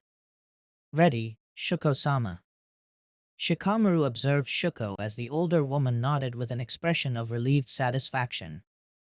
What could this be about? As he had analyzed previously, Shuko had ordered a gathering of supplies and the looting of the village. But why the council hall? For all of its central location, it was hardly the best staging point for a mass evacuation. Past. Shuko gave him no answers. Instead, she turned to the other awaiting shinobi and swept out her arm.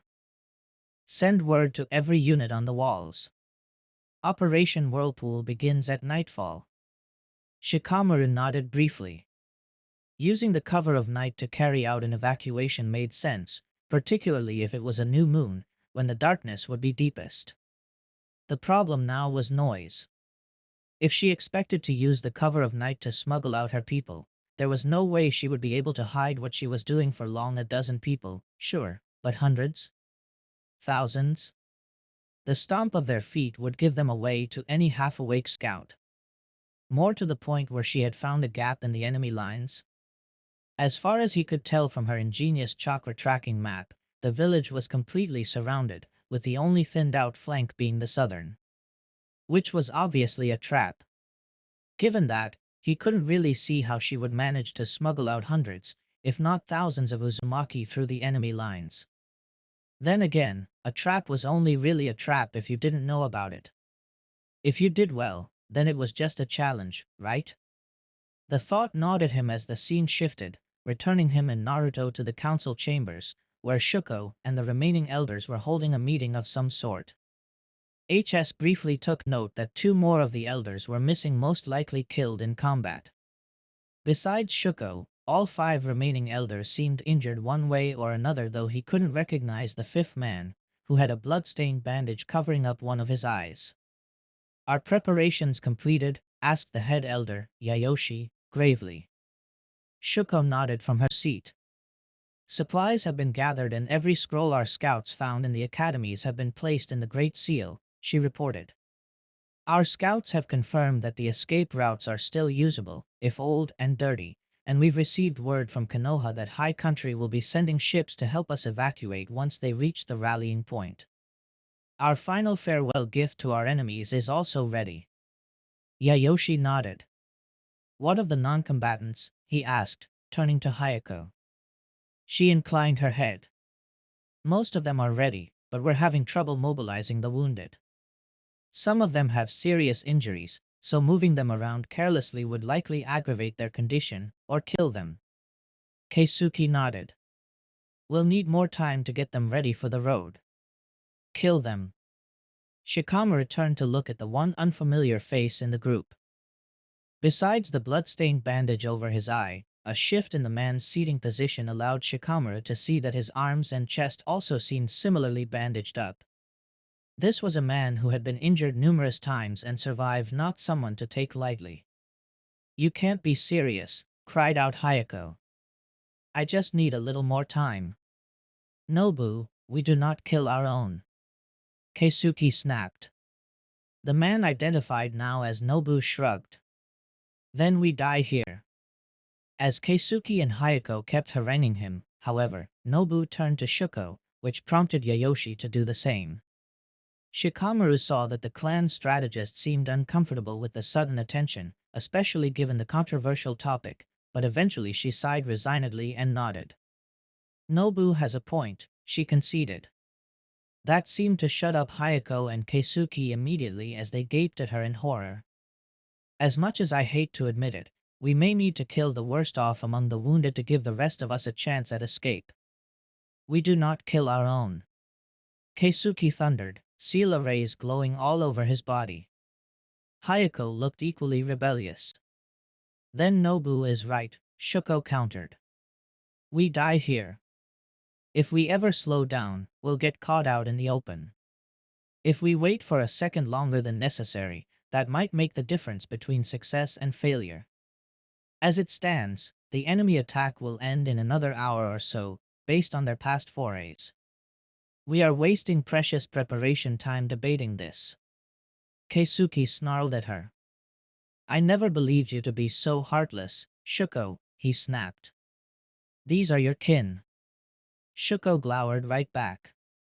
I am giving them a chance at a merciful death at the hands of those who love them, rather than a cruel death at the hands of those who hate them, she countered.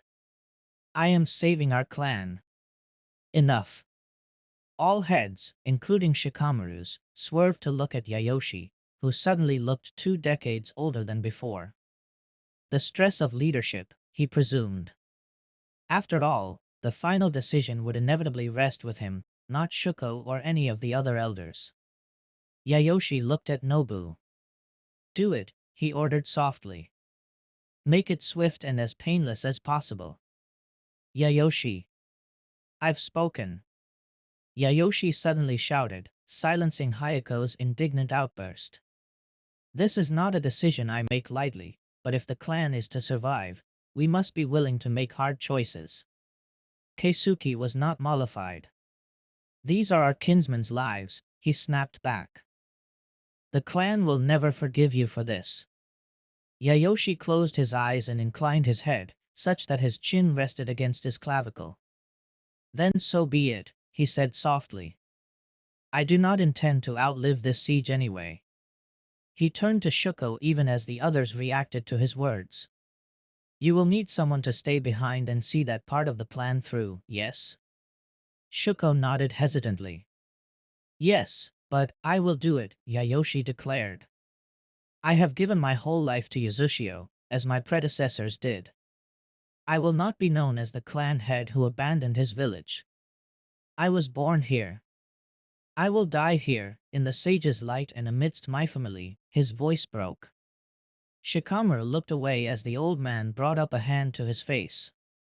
It was difficult to watch a man as old as his own clan elders look so broken, but given what he'd already heard, about how his daughter had been killed in battle, could he really blame the man for having a death wish? As the man's quiet sobs filled the awkward silence in the room, Shikamaru suddenly felt a strong desire to hug his parents. Where are we? Naruto shrugged. He hadn't been very clear on this last time, either. I think it's a sewer beneath the village, he said before holding up a hand at him. Don't bother trying to make some light. I tried it last time and nothing happened. Shikamaru nodded in the darkness. Maybe. Makes sense. Can't alter memories. Exactly. Where to? Follow me, Naruto said, walking further down the tunnel. There was a soft glow of light in the far distance. They're this way. So this is how they got out. Shikamaru wondered aloud. Tunnels? Naruto nodded. I think the guys outside the village didn't realize my family wouldn't dump their sewers into the village rivers. Shikamaru was silent for a moment. The coast. They lead out to the coast. Naruto nodded. Yeah. His friend chuckled behind him. At least we don't have to smell it. Naruto grinned in the darkness. Yeah. They fell back into companionable silence as he led the way down the dark tunnel, thankful that he wasn't getting dirty from the sludge at their feet. He could only imagine what his clansmen had felt actually making this trek all those years ago. The smell, the filth. If he recalled his lessons right, it would be a miracle if they came out of such a trek without a decent amount getting sick. They were about 50 feet from the curve that would lead to the Uzumaki rallying point when everything around them seemed to suddenly shake. What the hell was that? Explosion, Naruto supplied. You'll see. Come on. At long last, they reached the curve, and he moved aside for Shikamaru to see what had caused it. In front of them lay the opening into what looked to be a bay of some sort, with sludge dripping into a nearby river that poured into the ocean. As Shikamaru walked forward to get a better look at the survivors, Naruto slowly followed behind, taking a glance back at the sewer exit. Just like last time, he couldn't see it anymore. If he was right, then his family had set up some kind of seal array to conceal its existence. Clever, Shikamaru said out loud. Naruto turned to see his friend having noticed the same thing. That would explain why the village was never attacked from within by enemy infiltrators. Naruto nodded before gesturing to the Uzumaki clansmen gathered on the beach. If you listen to them, you'll also hear that there was another such drain on the opposite coast. Shikamaru nodded thoughtfully. That would allow for greater drainage, but also more options in the event of an evacuation, like this one, he reasoned. Not bad. Assuming, of course, that the enemy couldn't figure out where the drain was. Naruto chose not to reply, knowing what came after. Instead, he sought out the main character in this tragedy, whom he knew was about to face her worst nightmare. Where are they? Ah, there she was. Naruto gestured for Shikamaru to follow him. They found Shuko near the water, gazing anxiously outwards. Keisuke and Hayako were standing by her. Those ships should have arrived by now. Shuko said insistently as she paced her small corner of the beach. Where are they? It's dark, Hayako pointed out. Maybe they're having difficulty navigating their way here. Shuko shook her head erratically. No. That's not possible. We discussed this. I gave them explicit directions. I accounted for wind and currents. They should have picked up the others by now, and then come for us. They should be here. She turned to Keisuke. Are you sure there hasn't been any word from Norimian? From Tetsuo or Daisuke? Her voice shook. Naruto's chest tightened at hearing his grandfather's name. The grandfather he'd never known. Nor would ever know. He would have given anything for the ability to change what was about to happen, but he knew he was powerless to do so. He could think of no crueler act by Shuko than to force him to watch this happen. Nothing, Keisuke answered softly, his gaze fixed on a distant, glowing point in the horizon. At least the plan seems to have worked thus far, he added bitterly. Naruto followed his gaze, ignoring Shuko's cutting rebuttal. That glow had once been his home. Now, it was a sight of devastation. Yayoshi did his duty, Hayako said softly. Now he rests with Hinyo and his ancestors in the sage's light. Keisuke scowled but said nothing. As will we if the ships we were promised don't arrive soon, grumbled Nobu as he walked up to the group. Anything? He asked Shuko directly, avoiding the glares from Hayako and Keisuke. It didn't take a genius to figure out that they still hated him for having had their wounded kinsman Mercy killed. Nothing, Shuko bit out, her gaze still fixed on the empty waters before her. This isn't right. Maybe we arrived too early. Hayako offered. Shuko glowered at her. Or not, Hayako quickly retracted. Naruto closed his eyes just as a distant thunder sounded. His chest tightened even more, and he felt his shoulders shake. Naruto? Shikamaru asked softly. What was that? Shuko shouted, pushing her way past her colleagues to look back at the distant glow. Just thunder, Keisuke commented. Shuko paled. No. No thunder. There shouldn't be a storm today. Even with the fire at Uzushio, it's too soon, she mumbled quickly. No storm, no thunder. No, it broke a piece of Naruto's soul to see realization and horror dawn on Shuko's face. No, she shrieked. Tetsuo. Daisuke. Before anyone could react, Shuko had already sprinted back towards the drain, disappearing from view the moment she crossed the seal array's concealing barrier. Shuko. Keisuke cried out in surprise. What's going on? Someone among the Uzumaki refugees called out. Where'd she go? A gaggle of voices, most of them concerned, began to rise among the awaiting Uzumaki clansmen. Keisuke, Hayako, and Nobu exchanged grim glances. Something's wrong, Nobu declared. I'm going to follow Shuko and make sure she doesn't get killed. Get the others back inside the tunnels. But the ships, they're not coming, Nobu cut off Hayako's protest. Don't you see? Shuko's right. They should be here. Konoha betrayed us. Keisuke and Hayako gaped in shock. Not hat can't be. Keisuke protested. Nobu glowered at him. Believe what you want. But get our people back in the tunnels. I'll take care of Shuko. With that, Nobu shot after his elder colleague and disappeared from view as well, just as the scene began to blur. Shuko. Before Shikamaru could properly process what was going on, the scene had shifted again, and he was once more mired in the darkness of the tunnels that ran underneath Hizushio. Then, out of nowhere, he saw the elder called Nobu run past him, followed by an thump and a splash further up. Go ahead. He looked down and, despite the darkness, he could barely make out Naruto sitting on the floor, his knees brought up so he could rest his head. Naruto? I don't want to see it again. Shikamaru understood and dreaded those words all at once. Thus far, his friend had held it together fairly well, demonstrating pride in his clan and making a few astute observations here and there.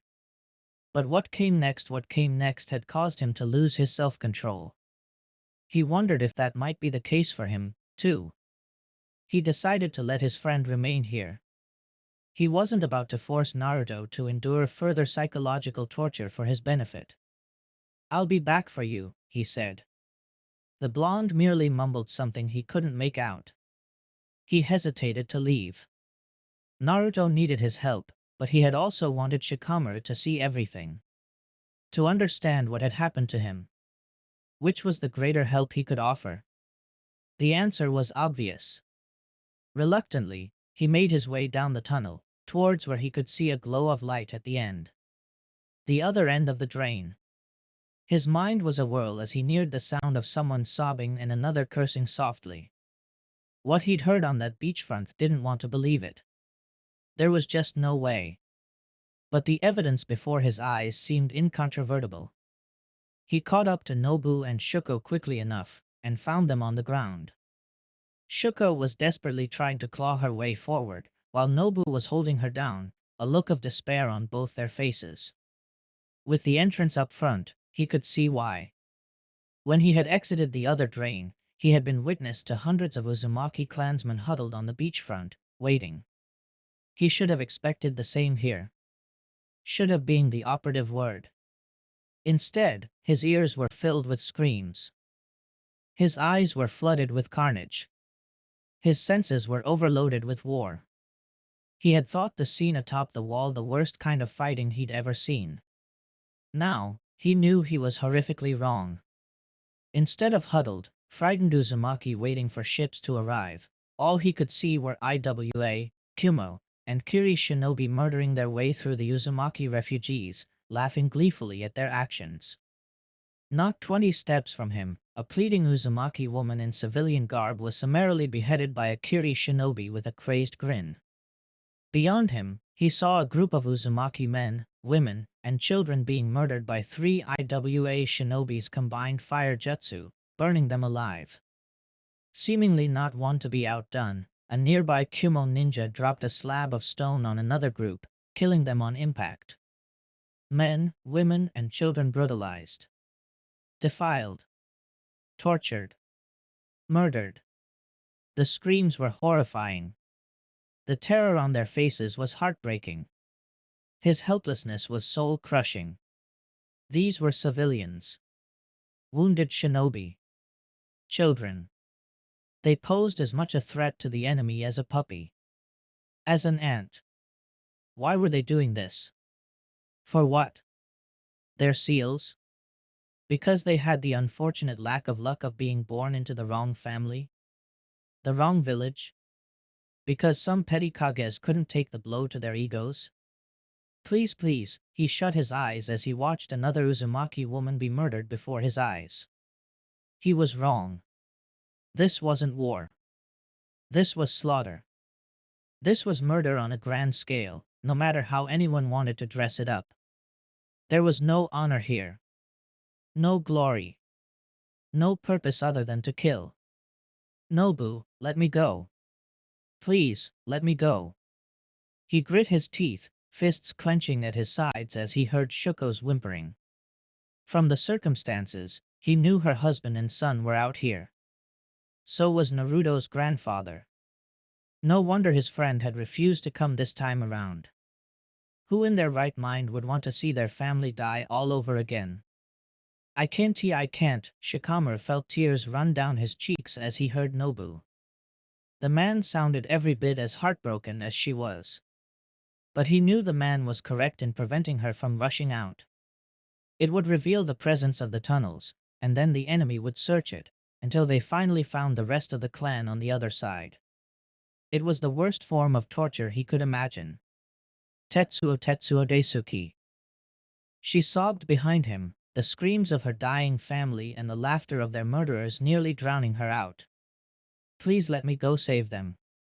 Please.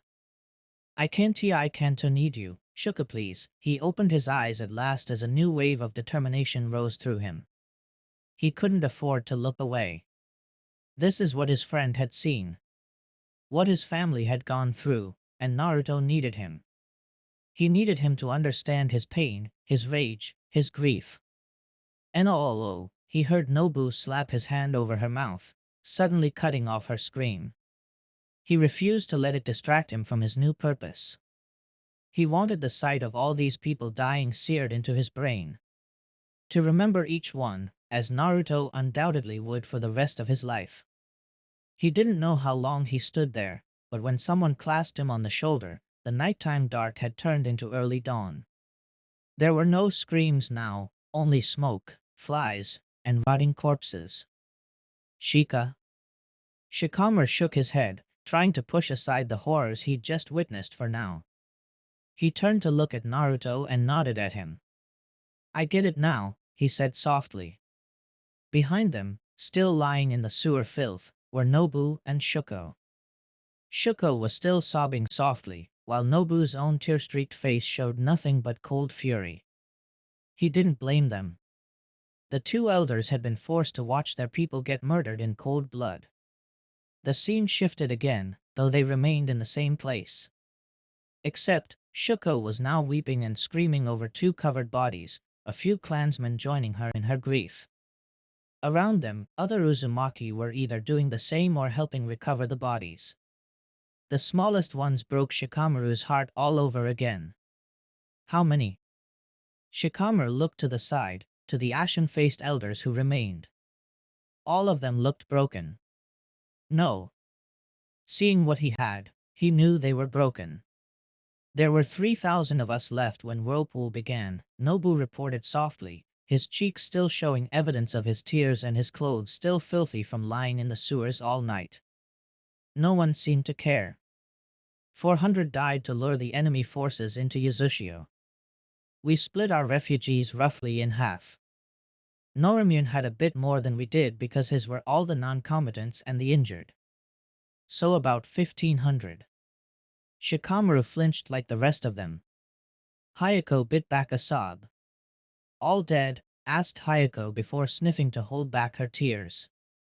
All of them? Nobu nodded. He watched it happen. They didn't leave a single survivor. Keisuke grabbed him by the filthy GI, his expression one of fury. You should have helped, he yelled. You should have shown the. He fell to his knees, then his hands, sobbing. Nobu looked away. How did this happen? Hayako asked, her voice trembling. How could this happen? Shikamaru winced at what he knew was coming. It was, regrettably, the only logical answer to that query, for he saw nothing to disprove it. Konoha. Shikamaru refused to meet Naruto's eyes as Nobu hissed the word. Nobu, you can't be serious, why would? Who else knew where Norimune and the others would be waiting for the ships? Nobu demanded. Who? The plan was always to load the refugees here, then have Norimune tell them where to pick us up. Maybe someone in Yazushio survived and they forced it out of them, suggested Hayako, obviously grasping at straws now. Even Shikamaru could see how faulty that logic was. No one was told, Keisuke said softly as he got back up to his feet, still sniffling. Yayoshi asked that Shuko not tell him any details, nor his men, just in case that happened. They wouldn't have known. Someone leaked the plan, Nobu snarled. And I'll bet you anything it was Konoha. Those treacherous, dishonorable kinslayers. We can't rush to judgment, Hayako insisted. We need to keep an open mind until we have the truth. Nobu pointed at Shuko, who was still screaming incoherently over her family's bodies. Each new pain shriek hit Shikamaru like a hammer. Tell her that. Nobu hissed at Hayako. Tell her to keep an open mind while she watched her family die. Shikamaru couldn't stand it anymore. Refusing to listen any further, he walked off onto the beach, watching sadly as the surviving refugees claimed their relatives' bodies and prepared them for funeral. There weren't many, he noticed just enough to carry on with the burying detail. That meant the rest of them were probably still hiding out in the tunnels. Smart. There was no telling whether the enemy might return, though he doubted it. Between Yuzushiyo's explosion and these few non-combatant refugees, any commander worth his salt would have easily believed that the entire Uzumaki clan had been exterminated. Shika. Shikamaru didn't dare face his friend. Not after what he'd seen. Not after knowing what his village had done to his friend's family. Hells, he didn't even know what to say. I'm sorry. Naruto was silent as he took a seat on the sand, next to him. For what? The blonde asked. You didn't do this. Army village did. By that logic, I should also hate Sakura-chan. Hinata-chan. Ino-chan. I should hate Shino. Kiba. Choji. Sasuke. I don't, he said softly before shooting him a weak grin. Well, maybe I hate Sasuke a little. Shikamaru chuckled throatily. Dumbass.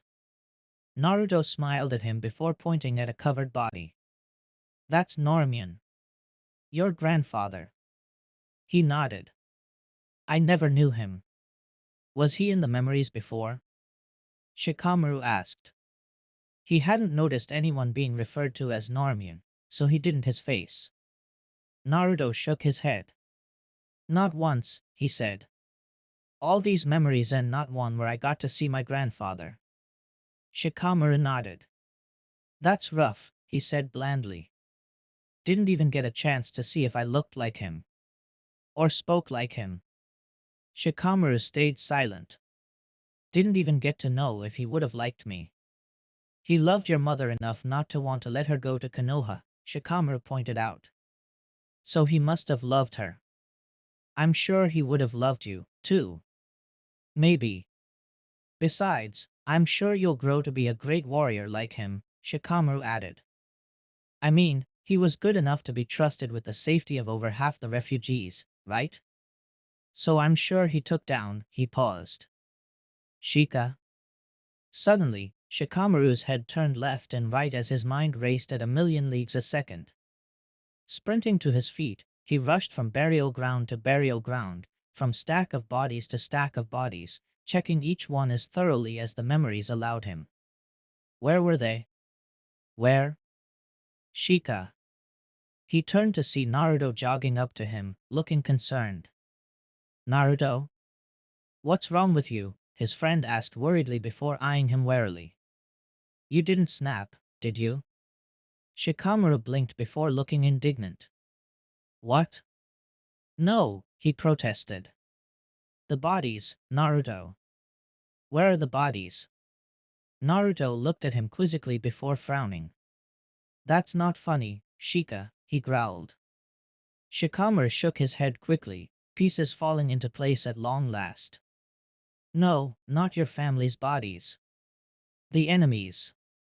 Where are their dead? Naruto stared at him blankly before apparently realizing what he did. Looking around, Naruto frowned. You know, I didn't really check last time. Makes sense. Who thought about looking for the bodies of murderers right after seeing one's family die? Not many. Naruto, who takes their own bodies right after something like this, but not their victims, he asked. No one. Even dead, a corpse has a ton of secrets, so why would they leave these bodies here? Naruto frowned. They didn't want them. Shikamaru shook his head. IWA, Kiri, and Kumo joined forces just to kill your family, Naruto. Don't you think it's suspicious that, now that they've won, they would turn their back on such prizes? Naruto's frown deepened. Then why? I don't know, Shikamaru admitted. Maybe they found something on the bodies they didn't like. Maybe they were on a schedule. But the fact that there is no enemy camp here, with people scouring for secrets of the Uzumaki, makes me believe there's something else at play here. Naruto eyed him suspiciously. How do I know that's not just a way to deflect the blame from Konoha? He asked. Shikamaru felt a bit hurt, but had to concede that, from where Naruto was standing, that was a valid concern. It's not, but I can't say I'm sure that's the explanation, he conceded. But think about it, Naruto. If the enemy had been tipped off about the refugees here, why attack Uzushio at all? Why not just converge with everything they had on this one beach? Naruto nodded slowly.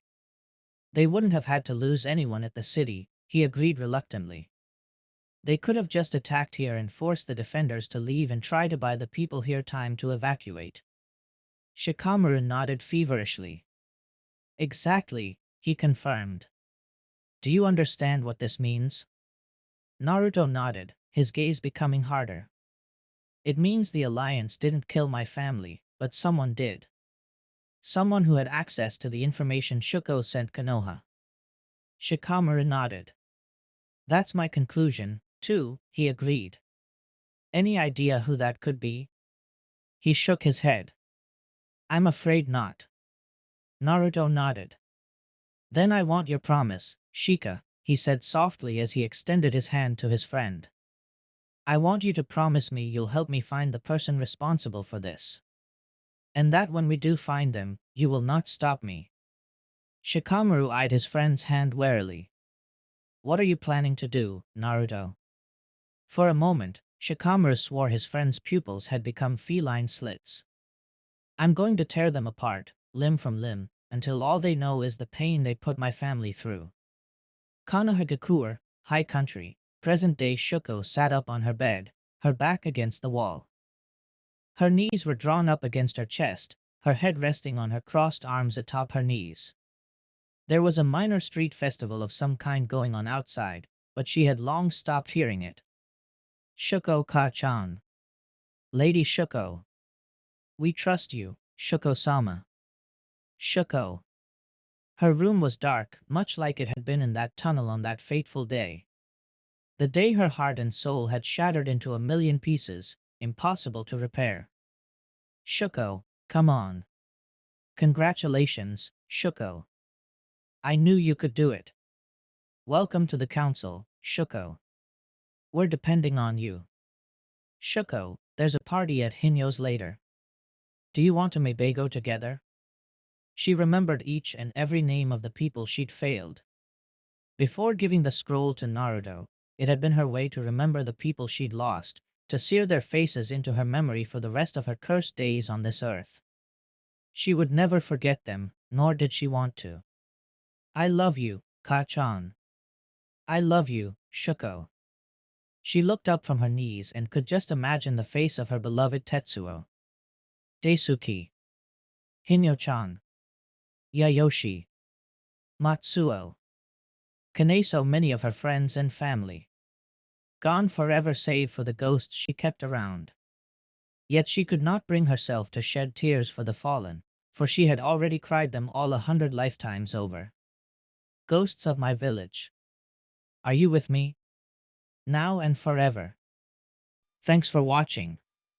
Like, subscribe, and share.